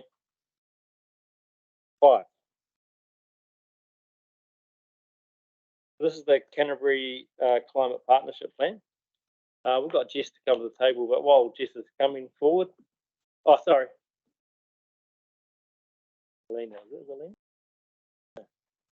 Isla, kia ora, Isla. And Fiona, kia ora. So while they're getting ready, I just want to introduce this as well. This is part of work that we're doing under the Merrill Forum across Canterbury. With we have some order, would be good if people want to listen. Would be quite handy. So this is work we're doing across the Canterbury region with all the TLAs on a Canterbury Climate Partnership Plan. And this is the first part that we've done. There's been a lot of work that you've got staff working across the region from all the TLAs, like I said, and our regional council. working on this framework. This is the first stage of bringing this framework to us. It'll go to the Mayoral Forum, and then the work can continue on the plan itself. And what's really evolved later is that the action plans for each district and our region get brought together into one. So that's really where we're focusing. So I'll hand over to Isla and Fiona to introduce it more. Kia ora. Well, kia ora koutou, and thank you, Mr. Chairman. It's really great to have your commitment as part of the reference group working on this. And so that reference group that Councillor Pauling is a part of has been collaborating with the staff level working group to develop this strategic framework for the Canterbury Climate Partnership Plan. So it's really great to see the commitment that's been made both at staff and governance levels, and councils across the region have really been investing significant effort into this work. For us at Environment Canterbury, the Canterbury Climate Partnership Plan's strategic framework is really strongly aligned with our strategic direction that you adopted earlier this morning. In particular, our long-term aspirations of prepared and resilient communities and empowered communities taking action, as well as our strategic priority to help communities respond and adapt to climate change, are clearly reflected in this work. This is a really significant piece of work in terms of our regional leadership on climate change, and it shows a demonstrable commitment to regionally coordinated climate action. So I'm going to pass over now to Isla Hepburn, who is our Senior Strategy Advisor leading this work. Kia ora. Kia ora koutou. Thank you, Fiona. The purpose of this paper is to invite Council to endorse the strategic framework for the Canterbury Climate Partnership Plan. And you may recall that back in May, I came to you with a briefing to the Regional Leadership Climate and Community Resilience Committee to show you the overview of climate action planning in Canterbury. The key points to note in this paper are that all Canterbury councils acknowledge climate change as a significant long-term and challenge, that we all share a role in driving solutions and adapting. The partnership plan will consider how local government in Canterbury intends to work together to mitigate the causes and impact of climate change in the region. As Fiona has summarised, the working group and the reference group have been collaborating on the strategic framework through a series of workshops held over the last 6 months or so. They are now working on identifying more specific goals and actions which will sit under the strategic framework. The partnership plan is due to be finalised mid-next year in line with long-term plan timeframes, and we'll come back to you nearer the time with the draft plan. Appendix 1 of your paper, which is the diagram, shows the strategic framework, and the vision is simple: a thriving, climate resilient, low emissions Canterbury. This is supported by 8 principles by which local government intends to approach climate action planning. And there are 6 strategic outcomes which broadly relate to a healthy environment, an equitable transition to a low emissions future, cultural and economic prosperity, climate adaptation and mitigation, and climate action leadership by local government in Canterbury. So in June, the reference group members endorsed this partnership plan strategic framework and decided it would be valuable for each individual council to have an update on the project, but also to have the opportunity to endorse the framework. And this is to help raise awareness and encourage support for the plan's development across the region. So the reference group now invites you to endorse this framework, and our staff recommendation is that you do so. I'd like to now pass back to Mr. Chairman to open the floor for any discussions or comments. Thank you. Are there any questions or clarification? Yep, Councillor Swiggs, and then we'll go Councillor. I've got a couple of questions here. The first one is in the report somewhere it says that the various Runanga don't have enough time to individually engage with this process, but the first principle here is treaty-based. I mean, and this is, you know, a climate change thing. I just don't understand at this point. Can you just try and clarify to me how's treaty-based a principle within this when actually climate change affects everybody? Thank you, Councillor. Yes, that is a challenge that we've been working on. There is no current Runanga representation on the reference group, nor the working group, and there has been some in the past, but capacity is very limited for Runanga to attend. We have brought the matter to Te Runanga o Ngāi Tahu by the working group secretariat to raise this issue and to look for opportunities. As I understand it, it's actually something that's been worked through at the mayoral forum level, and we're currently waiting for that to go, those conversations to progress, and are waiting for a response. However, the expectation is on individual councils to still engage with their runanga on local climate action planning and to be that voice. So there still is the expectation that we will work with runanga on this, and we're exploring ways to be available to runanga to do that. One more question here. The highlight, or the main point here, is a thriving, climate resilient, low emissions Canterbury. I mean, what are we meaning by low emissions? Are we talking about trend? Because I think most people are probably thinking, oh look, let's get everybody into electric vehicles, you know, yay. But I mean, there's going to be some perverse outcomes if we start talking about this. I mean, the big emissions that everybody's talking about around this table is obviously our agricultural sector. What does this look like, and how do you actually? Could potentially be unintended consequences in having such a high level say in here. Has there been any thought around that, and what does it actually mean? Because I just don't understand what this actually means at this point in time. Thank you. I think that's a good point. This is the overall strategic framework, so we're focusing on that detail at the moment and to understand what that means. As a key point, this is a collaborative project, and it's about the collective actions that local government can take to start now and work into the future. I suggest it's not the only partnership plan that we may have, or the climate action plan. We're also working on the Environment Canterbury Climate Action Plan as well. So we're trying to come at this issue from multiple angles, but the scale and nature of climate change is such that we need to be able to respond together. I think there is a keen focus from the working group and the reference group to have implementable actions, and we're taking our time to work through what this means on paper and how we can implement it, and then how we can monitor, fund it, monitor and deliver it after that. First, then Councillor Korako or Councillor McKenzie. Mine was really just a timing thing. So on point 10, page 190, just say it's great to see this coming together and the districts and the regions sort of collaborating and you know, having a common direction. I think that's really strong and really important. But in point 10, it talks about being finalised in line with long-term plan frameworks by June 2024. And the Chief Executive Mayoral Forum signing off in mid-2024, which to my mind is June 20. So which is going first? And if it's not being signed off until around the same time as the long-term plan gets signed off, how is it being incorporated into the long-term plan when we're already starting that, and we sort of essentially have a go out for consultation early 2024, you know, sort of February time likely for consultation on our long-term plan. So how is that all tying together if we're not signing off until potentially later than that? Thank you.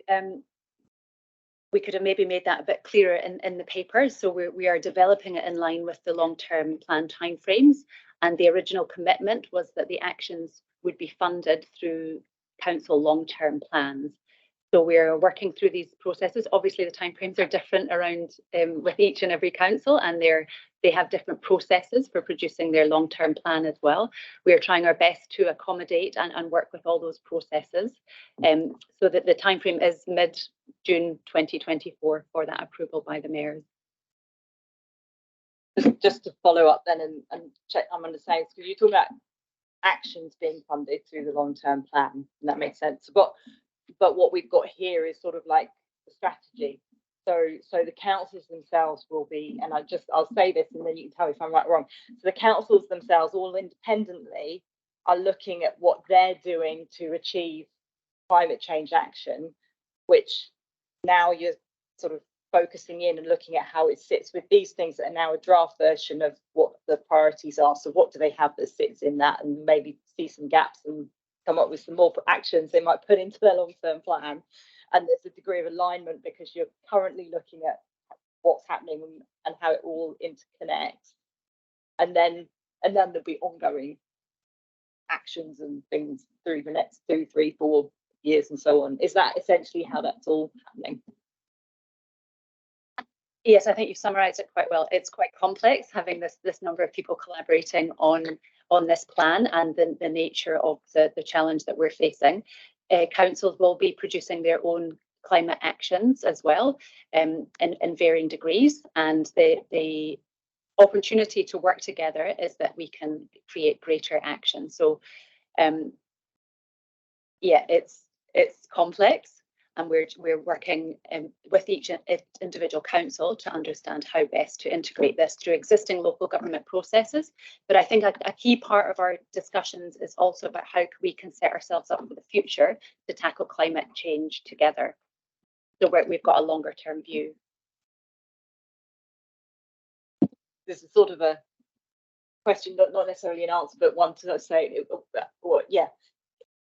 Are you anticipating at some point in the relatively near future that you'd be able to bring something to us in greater detail about maybe some? It would be nice to hear some of the actions that are actually already being planned or to be put into the long-term plan across the districts, as well as obviously we're aware of some of what we're doing, but to understand what some others are doing and to actually give some examples as to how those are then aligning and how there's a greater outcome when we're collaborating and can see how they tie together. Is there an expectation, maybe a paper back to council or a briefing? That would be really good to see. I'd be happy to come back at a future date. And as I noted, you will have the chance to see the draft plan once it's in development. We are mid process, so we are working through all the detail at the moment. There is a significant amount of discussion to have, but happy to come back in the future. And I'll just add, you're definitely onto it, Vicky. That is the intention. And one of the key parts of this is that when district councils go and we do our one, we might find that there's some really common issues that we have to deal with together. And so one of the hopes from this is that joint funding could be found, and maybe even you could even look at how you go to the government together rather than individually. So that's part of the hope, and that's so we're as I said, we're in the middle of the process, but that is why we're doing it. And this framework just helps give every council a focus for it, because you can understand that some of our district councils, climate change is not the biggest thing on their agenda, but this has been a way to promote that on their agenda, especially if they're more inland and they don't have coastal issues, for example, but doesn't mean to say they don't have climate change impacts. So yeah, that's definitely a way to bring people together, get them to focus, do their own action planning, bring it together and see what commonalities and differences there are, and then hopefully be able to move forward together. So who was next? Sorry, I lost. Oh, Councillor Korako. Tēnā koe te kaiwhakahaere mi atu kia kōrua. I want to pick up from what Councillor Sweets was saying, and particularly around mana whenua, the treaty partnership, because I find it really difficult at the moment to actually support this endorsement, because a couple of things here, and I thank Councillor Southworth for actually highlighting the timelines with this. I think the first thing is that you've got a framework, which is a Canterbury Climate Partnership Plan for approval by the Mayoral Forum, and yet the Mayoral Forum hasn't actually got a mana whenua representative. And in your paper, you're actually talking, so engagement, significance and Māori participation. And on point number 16, you're saying for most, but it's for all Runanga, climate change is a key issue. And yet we come down to number 17, and then you've got the expected to follow up their own processes. But aren't we saying you talk collaboration right all the way through this, and yet there's no collaboration at this point on this particular part of it, because you're also talking about kind of separate engagement with Papatupu Runanga. We're talking about the 10 Papatupu Runanga within the takiwā of ECAN. So you can't endorse something on an expectation that it's actually going to happen. That's where I will find difficulty with this paper. The other one is that mana whenua actually need to be at the table right at the beginning, because we're actually dealing with one of the biggest issues of the 21st century. And so what we need to do is ensure that they are actually there right at the beginning, because it's actually about the head of the fish in a lot of ways. So what I'm saying is that, and this may be the catalytic thing that needs to happen, is that the Mirror Forum and Te Rūnanga o Ngāi, but I don't think it's them, it's actually more about Ngā Rūnanga, actually start realising that they need to get to the table, they need to be actually engagement at the Mirror Forum with us. So yeah, I can't support this paper because I can't actually support the fact is that an endorsement is going to be based on an expectation that this is actually going to happen. Yeah, but so my question is then, let's put the question, okay? So I've dropped my pants in a while because I've actually said that's where I'm going with it. But the question is, why wasn't the work done initially to ensure that the Mirror Forum was actually engaging directly with Papatupu Rūnanga?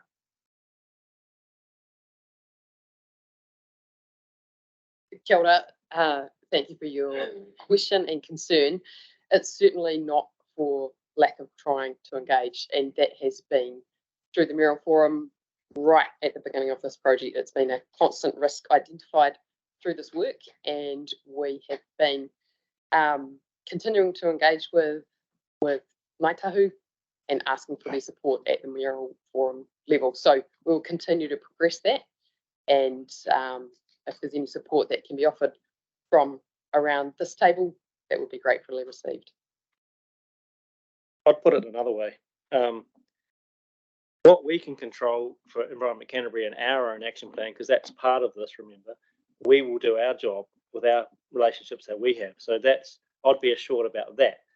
We're not the Mirror Forum, we're part of it, we're not it completely, and we're not going to take on the responsibilities of the district councils to do their uphold their treaty relationship with Papatupu Rūnanga. So for our part of it, I'm confident that we'll do the right thing with our treaty relationship. Having it in there is important because we need to encourage the district councils to continue that relationship building that they need to do. So that's where I sit on it. I'm comfortable in that we'll do our job in terms of our climate action planning that we have to do for Environment Canterbury. As the collective, we need to encourage others to keep doing their job. And we'll continue the discussions with both Te Rūnanga and Papatupu Rūnanga to get representation. We already have, like Isla said, on this particular reference group, we've already asked Te Rūnanga for be represented on there.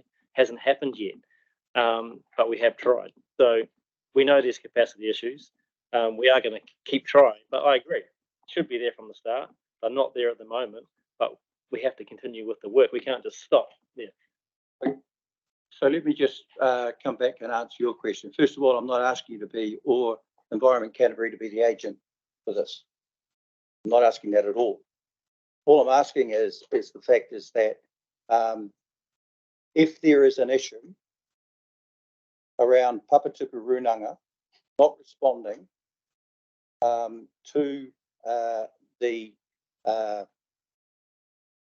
invitation, are you talking about the invitation to be on the Mirror Forum into this reference group?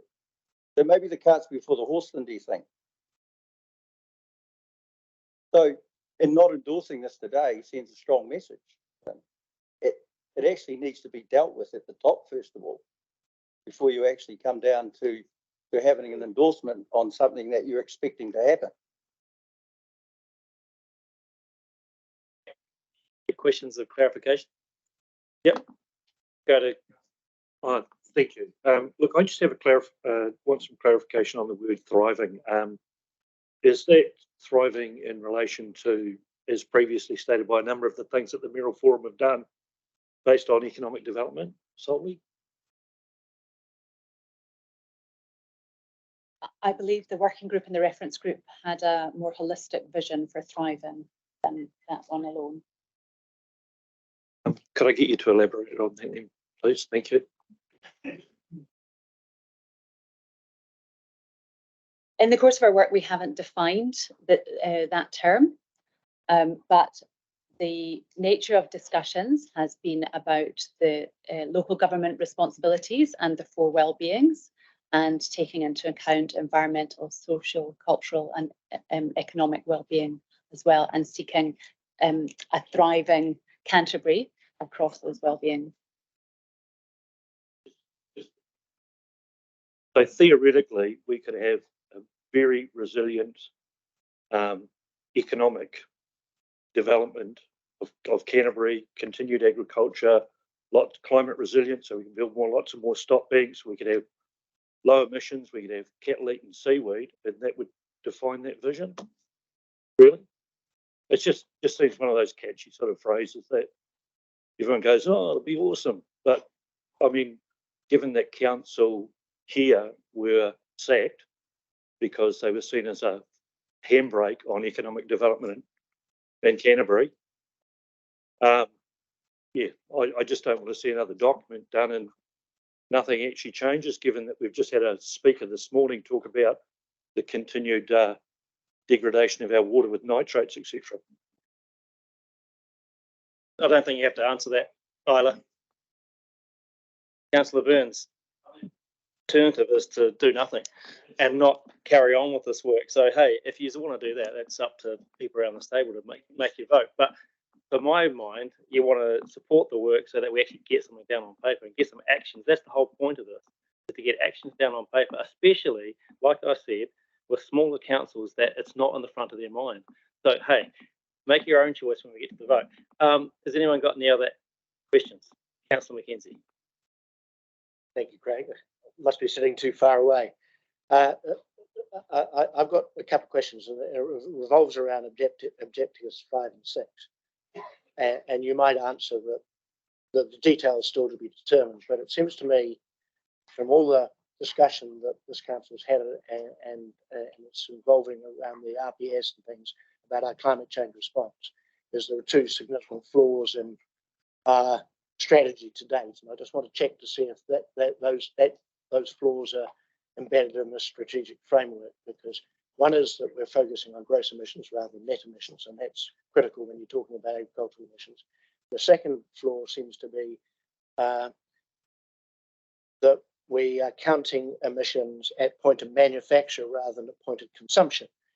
And the effect that has is that it downplays the effect of pouring concrete and using steel, because that calculation in terms of New Zealand, and it refers to a point about national and international commitments, those calculations are done somewhere else and is not considered anything to do with emissions in Canterbury, as I understand it, which means that there is less incentive if we're focused on that side of things for Canterbury to address the effects of urbanisation and the contribution that makes to climate change in our climate change response from a Canterbury perspective. When it seems to me that if we're going to have an effective strategy within Canterbury for addressing climate change, we need to think about Canterbury's consumption of stuff, which then generates emissions, rather than the sort of the international or national standard of saying, oh, well, if steel is made in the North Island somewhere, and despite the fact that New Zealand steel is the single biggest emitter in New Zealand, we won't count the use of steel in construction in Christchurch because that's been accounted for in the Waikato. And that seems to me to be a distortion and, a fatal flaw in our distortion in how we're approaching our climate change strategy from a Canterbury perspective, if you get what I'm asking. I'm sorry, I think I missed the question. Well, the question but the detail is still being worked out. Well, no, that's probably your answer. The question is this strategic framework considering those flaws broken in the national program, Canterbury's response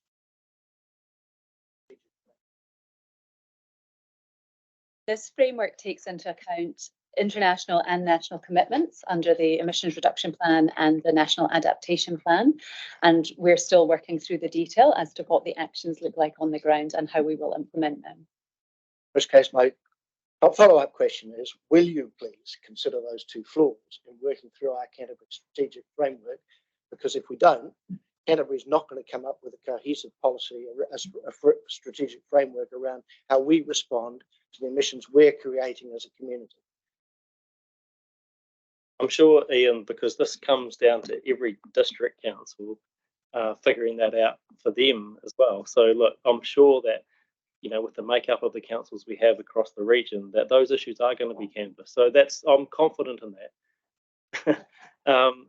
Because of who we have sitting around those tables. And remember, this goes to the Mayoral Forum, where we're one of 11, I believe, at the moment. It should be more if we had other representation there. So, you know, that's the other thing to be thinking about here. Any other questions?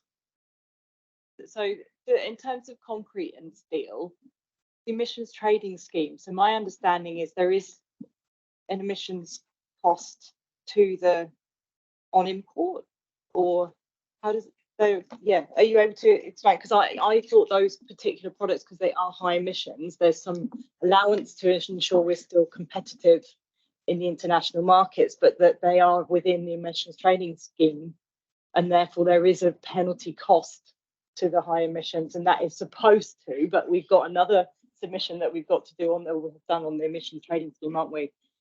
Which is around trying to ensure that that actually works better. But isn't that the mechanism for trying to reduce those emissions and incentivize low emissions options? Just if you could speak to that. Thank you. I'm not an expert on the emissions trading scheme, but I'm happy to take that question back and seek further advice on that. The questions to an end there, and bring. So thank you, Fiona and Isla, for your some really tricky questions there. So good, and we'll bring the resolutions up, and I'm hoping to get through this, and then we'll have to look at a resolution either to extend or to come back after lunch to finish the meeting, because we'll reach our two-hour limit in 3 minutes. So I'm actually happy to move this, and I hope there's a seconder, that council endorse the strategic framework of the Canterbury Climate Partnership Plan for approval by the Mayoral Forum. I'll move it, and I think that's what Joe put his hand up first, sorry, there. So I'll reserve my right to speak at the end. Do you want to speak, Councillor Davies? Okay. Anyone else want to speak to this? Yeah, Councillor Ridge. Yes, I'm not going to support this. I think that as a draft, there are some things missing for me, and there needs some further clarification. I'm particularly concerned about the vision statement and the use of the word thriving, which to me, in a climate emergency situation, seems to convey an element of economics in it. And I kind of think to myself, one of the issues in the MPS fresh water talks about Te Mana o Te Wai and the order of obligations within that. And there are things that come before economics in that issue. So I have problems with the vision. I have problems with the principles, and that there's no principle there that mentions environmental, the environment per se. In terms of outcomes, I have difficulty with the first outcome, the healthy environment, equipped to thrive in a healthy environment, again, an economic driver. And in terms of the healthy environment part, the definition, what does that mean? And I kind of look to our own strategic direction that we've just developed, and trying to understand the alignment and synergy between what we're doing as a scene setting exercise for all our district councils and this partnership plan, and they don't seem to align. For example, the environmental issue, we have some acts or some bills before Parliament at the moment, and with an outcomes focused, and they say one of the key things in terms of outcomes. It's a systems approach, and I think that this partnership and strategic direction is a systems focused decision-making process. And they say the health of the natural environment and capacity to sustain life must be protected. You know, I think that if the working group could insert something like that under that first clause, I'd be a bit more satisfied. Then it relates to a more national response. The other issue in terms of the environmental part of it is that we have one of our solutions, if you like, or processes for climate change is accelerating regeneration of the natural environment. And that's not in there at all. And it worries me that if long-term plans are being prepared by district councils based on this, if we don't have those key things in it, what are we going to end up with? And especially with the Natural and Built Environment Bill coming forward, where there is a planning committee where the arrangement and voices to move some of these things forward are going to change. And I think it's the consistency of the information between national legislation, our own regional policy statement and integrated planning process, which includes our partners. And those things need to be strong within this climate response process. So that's really why I'm at the moment think there's insufficient development of this process. Vicky? Yeah, I'll absolutely support this. And to me, this is sort of like the next steps from the Climate Change Action Committee that we had last term, where we were looking to see how could we bring in the district councils, how could we collaborate, how could we work together and actually, you know, think about actions that when you put them together with district and region that you get greater outcomes. I did hear Councillor Korako's point around Runanga, and I think obviously that's really important, but I would not want to see this held up. It's the start of something. It's, you know, putting it together and making some progress, and it's not the end point. It's making sure we keep progress. We're only one part of the mayoral forum, so we can't state exactly what this is a collaborative process, and I'm sure there's been quite a lot of conversations around the table, some pushing for much more and others trying to perhaps not put so much into here. So I think it's a really good start. And I'd just also like to point out that our own strategic direction, our vision, our Environment Canterbury vision, is taking action together to shape a thriving and resilient Canterbury now and for future generations. And we had a conversation last term when we developed that around prosperous. We did have prosperous communities, and we didn't like the term prosperous because that perhaps does have a bit of a focus on economy and economic and that was too strong. So we went to thriving to be a more broad, encompassing the environment, social well-being, etc., as well as economic. So it is actually like totally sitting there within our own Environment Canterbury vision. So I'm absolutely comfortable with what we have here, and I totally support it. Thank you. Councillor Sankel. Result, I support Councillor Southworth. I'd say that I do. It's a collaborative process. I know, God help us all. It's a collaborative process. We're coming together. The direction of travel is right. You just support where we're travelling, and it does basically respect the values that we put forward. Anyone else like to speak to it? Councillor Korako.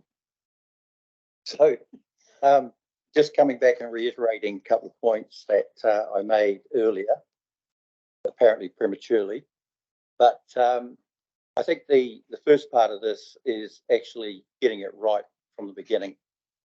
And particularly, I sit here as a Ngāi Tahu councillor, and that is where my position sits here, because we talk about the fact is that the invitation has been there for quite some time for Ngāi Tahu to actually engage and be part of the mayoral forum, if that's correct, I'm not sure. But there's got to be a reason why that actually hasn't been happening. So that's something that actually needs to be sorted from the mayoral forum level. But I keep being turned back to this next part, is that we're talking here about the reference group. And yet you can't get mana whenua involvement in the reference group unless you go through the Merrill Forum. So how can they actually be involved at this stage in the reference group? So what I'm saying here is that that point, along with previous councillors, Councillor Edge particularly, around the vision statement, issues there, around the principles, around the healthy environment and interpretation. So that's 4 points actually that I think gives grounds to actually not support this at this stage. Councillor Southworth, absolutely right. Yeah, we need to get this thing moving, but it's no sense in getting it moving if it's not actually right from the beginning. And I'm taking that from a mana whenua perspective, the Tiriti partnership. That's what we're talking about. Some people sigh in here about treaty partnership, but at the end of the day, it is what it is. And so that's where I'm coming from and not endorsing this particular paper, purely because I don't believe the work has been done at the beginning to actually get the whole thing in line with the treaty partnership. I just need to intervene because we need to do a resolution to extend because we've gone over our 2 hours. So yeah, got to move John, second Dion. So cool. Do we have to name a time or? Yeah, yeah. So we'll go for another 30 minutes. All those in favour? All right, cool. Great. Thanks, Councillor Korako. Yeah, Councillor Swiggs. Yeah, I'm going to just signal that I'll actually abstain from the vote here. I wanted to support it, but I don't want to support it at the same time because I've read it a couple of times and I just kind of what Councillor Korako was saying and also what Councillor Edge was saying, but I just want to I'm a little bit uncomfortable with it because conversations going around that Thrive economy. If we don't have a thriving economy, we don't actually have the ability to do the work that we need to do at the same time. So I'm very uncomfortable with some of the wording in here. And I think I just think we've been landed this and I don't actually have any context from behind it. I want to support it because it actually fits in with our strategic framework. So I feel a little bit like, I supported that and I'm quite happy with that, but not this. There's a few things that I'm just not comfortable with, so I'm just not going to support it. I'm not going to vote against it because I think it's important, but yeah, I'm just going to stay. Yeah, I mean, my question to councillors like Grant is, why don't you move an amendment? Or I mean, the signal that this sends, by not endorsing it, that we know that we're driving the group, we're driving the forum, in partnership and collaboration with our other councils. I just see an opportunity here to have the debate as an amendment. Yeah, for me, this relates to Aronga Naotaki, our strategic direction that we've just endorsed today, which is this time of opportunity. I'll see our officers are pushing, valiantly in this time of opportunity for the region, to foster relationships, to underpin regional leadership for our communities. Thank you. Councillor McCall. Yeah, look, I'm going to support it, but I do hear the concerns around the economy. And to me, my thinking is that we need to have an economy. We need to have a strong economy, a decarbonised economy, to be able to provide for the mitigations and adaptations that are going to be required. And the other thing that makes me want to support this is a collaborative process that's got it this far, and we can't stand in isolation here, and we've been told that we're going to have our own plan. We've also got to make sure that fits across the region as well. From my previous knowledge and understanding, our treaty partners have been invited to the various forums, definitely from the steering forum, and I'm previously aware from the Merrill Forum that the invitations have been extended, and obviously there's reasons why that hasn't, they haven't been fulfilled or taken on and joined. And as Councillor Karaka says, we need to work on that and find out why and get them at the table. But so I will be supporting this. It's a piece of work I think I agree that we should be moving forward on. Kia ora. Any more speakers? Cool. Well, I'm going to speak to this. Look, I have kept council informed of this process for the last 6 months. I've multiple times told you that I've been going to those meetings. If you didn't remember that, that's something different. Including as recently as a couple of weeks ago when we had the meeting and decided to bring that to here. And it's not me who has to stand there at the Mayoral Forum, it's Chair Scott that will stand there at the Mayoral Forum when it goes to them shortly. The work of the Working Party has been really good. We had Rod Carr speak to us at the first meeting that I attended. The members from around the districts, as I explained, for some of them, climate change isn't the biggest issue on their plate, but they are there in attendance and are supportive of this process. Mayor Dan Gordon leads this group through the Mayoral Forum, and there's good representation, like I said, from every district council. The collaboration and the work of the staff has been exemplary. I also note that in our previous work that Environment Canterbury's led around climate change, Papatopi Rūnanga have been fully involved in that, including our risk assessment that we did. So like I said, I'm assured that our work that we will do as part of this will have that involvement. It has had it from the start.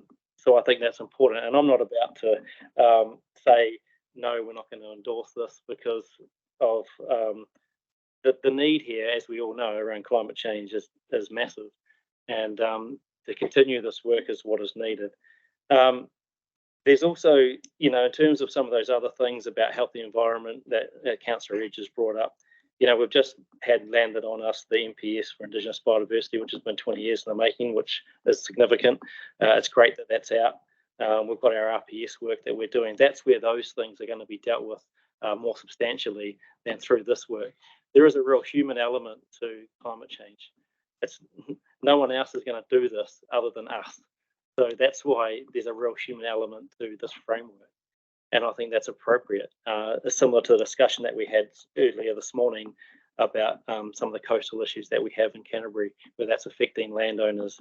And without having a strategic approach across our districts and across our region to bring together actual actions that people can commit to, well, where will we be? So that's why I'm supporting this. I think it's a really important piece of work to get going. And in terms of thriving, well, I really love to hear what some young people might think about us talking about the word thriving, because I think we need a little bit of hope, people, in this thing. And to me, that's what thriving provides. It provides some hope for the future. Greg, you mentioned it this morning about some of the stats that are coming out about climate change and climate anxiety.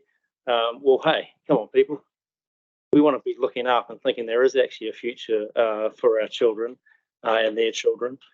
So that's why I think a word like thriving is appropriate.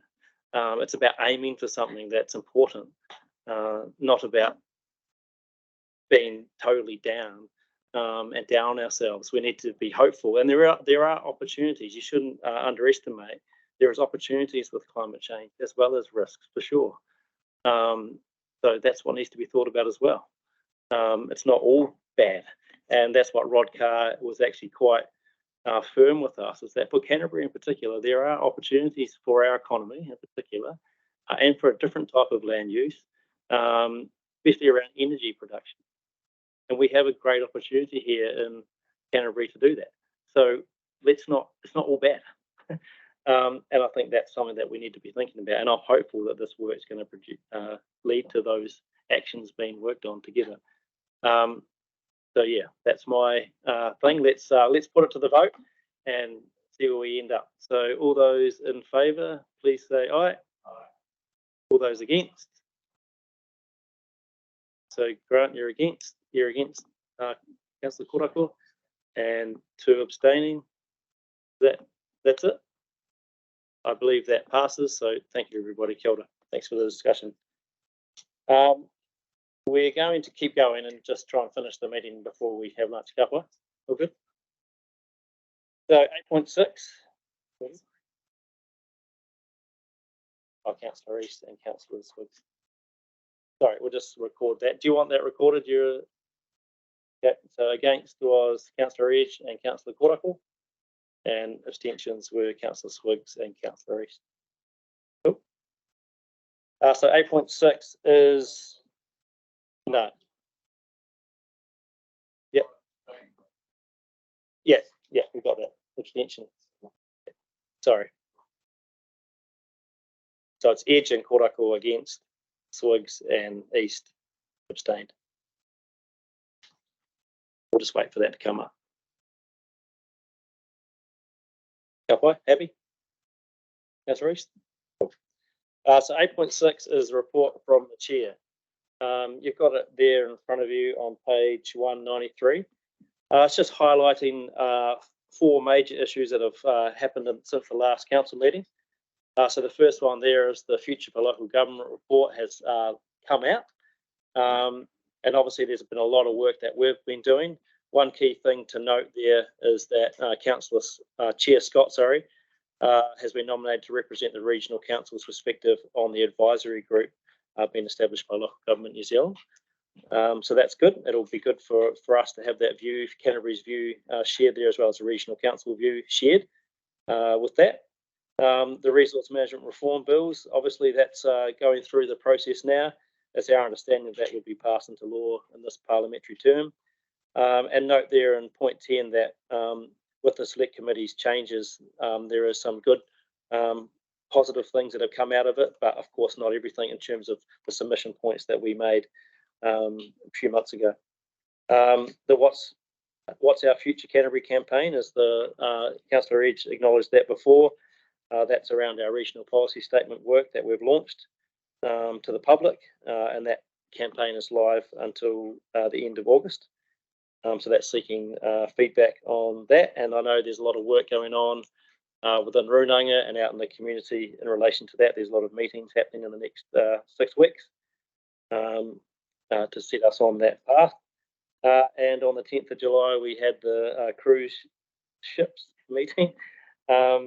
And I wasn't there, but I'm happy if Councillor Southworth wants to add to this after.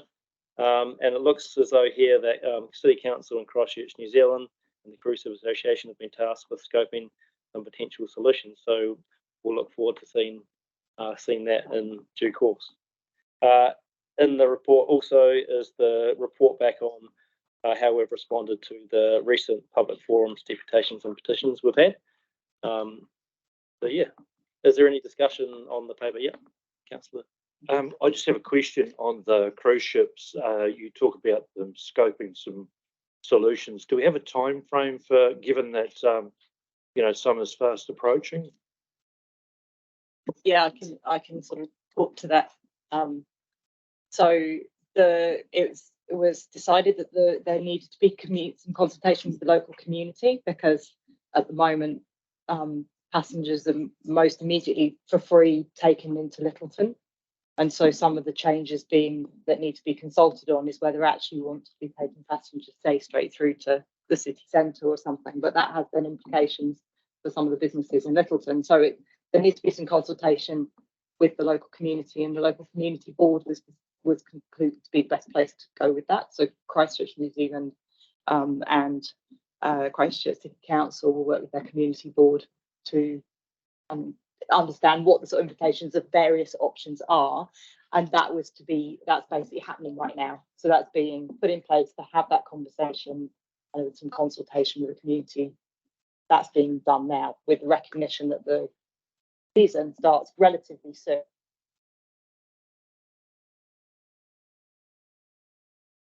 Next season, and the focus being to try to minimise the amount of any additional buses that we would need to do, because we are having there is an increase in the number of buses that we're running on the 28 route, which will become the 8. So it's looking for a solution that works with what we will already have a slightly ramped up service anyway, because we already had the increased service to that Littleton through the centre and beyond. And we're just working that through, but it's initially conversation with the local community, which may also include Heathcote and potentially also Woolston, because those communities were also affected. And the time frames are being looked at to look at solutions to be in place for this next bus season. Season start. It's around October, November, that sort of time. Need about this time frame potentially, Greg, but we can I can get Peter to follow up on that. I mean, I wasn't at the meeting either, so but Vicky was, but anything for me. Any other discussion? Yep, Councillor Ridge. Just quickly on the resource management reform bills on page 194, that item 10, in terms of just staff's advice, or advise that the select committee's changes have provided a stronger basis to exercise council's environmental management functions. I'm just going to pick on four things.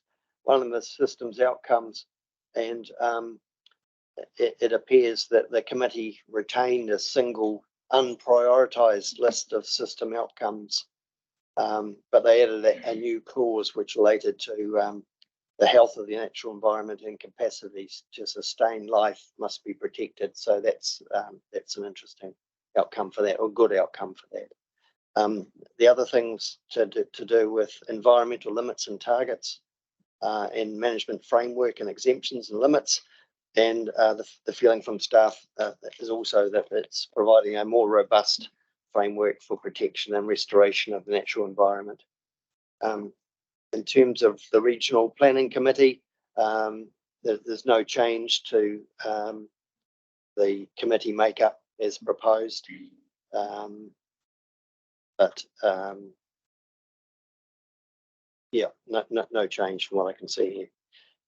In terms of the other thing that affects us, beds of braided rivers, changes have been made to the definition of the bed of a river as it applies to braided rivers, and these changes state that the bed of a braided river is to be determined either through criteria or methodology prescribed in the national, regional, the national planning framework, or regulations, or where they don't apply. There's an opportunity, I think, for Environment Canterbury to work with the Ministry for the Environment to further develop that, to give greater protection or greater definition to the braided river, especially as they affect Canterbury. So that's good. Thanks. Councillor Swiggs. Am I able to make a comment on something? So I just wanted to make a comment on the What's Our Future Canterbury campaign, and I think it's probably Taplin. The feedback is, it seems to be really well run so far, but I feel some of the feedback that I've been getting is that there is so much going on at the moment with it that I'm starting to feel a little bit concerned that maybe some people are just getting lost in the noise of what's going on in that space and all of the stuff that's coming to people at the same time. So I don't know how we manage that, but it's just a concern that I have, and it's just some feedback that I've had. But in saying that, I think it's been, for what we're doing, it's been run quite well, and the feedback that I've had from people has been good, but that's just some of the feedback that I've had as well. Dale, anyone else want to make a comment? All good.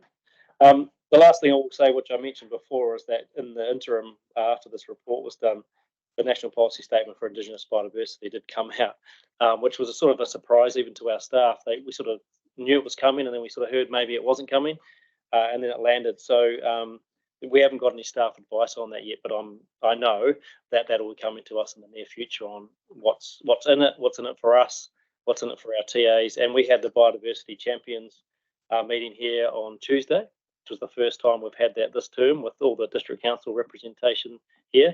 And that was a key topic of conversation, even though it wasn't on the agenda, but because it has landed, it was very key. And one of the key things in that is around SNA process, significant natural areas, of course, that district councils need to do. But there is there is an option there to have a regional part of that as well. So that was discussed, and I'm sure there'll be staff advice on that coming in the future. But just so you knew, because it is significant, like I said, 20 years in the making, and now there's something there for us. So cool. If there's no other questions, I'd ask that we put the resolution on this to the council, that we receive the chair's report as a remover. Councillor Burns, seconded Councillor Swiggs. All those in favour? Any against? Great, thank you. Now we're going to move to public excluded, just to finish off our meeting. Can I have a mover for that? Councillor Sunkel, Councillor Korako, seconded. Thank you. All those in favour? So, thank you. Now we'll just ask others in the room that aren't meant to be here to leave, please. And we'll stop the recording, etc. Thank you. Kia ora tātou, he karakia whakamutunga o tātou nei hui. Unuhia ki te uru tapu nui o tānei, kia wātea, kia mama, te nākau, te tinana, te wairua i te ara takata, koiara e roko whakiiri aki ki roka ki a tīna, haumi e hui e tā ki kia ora koutou. Thank you.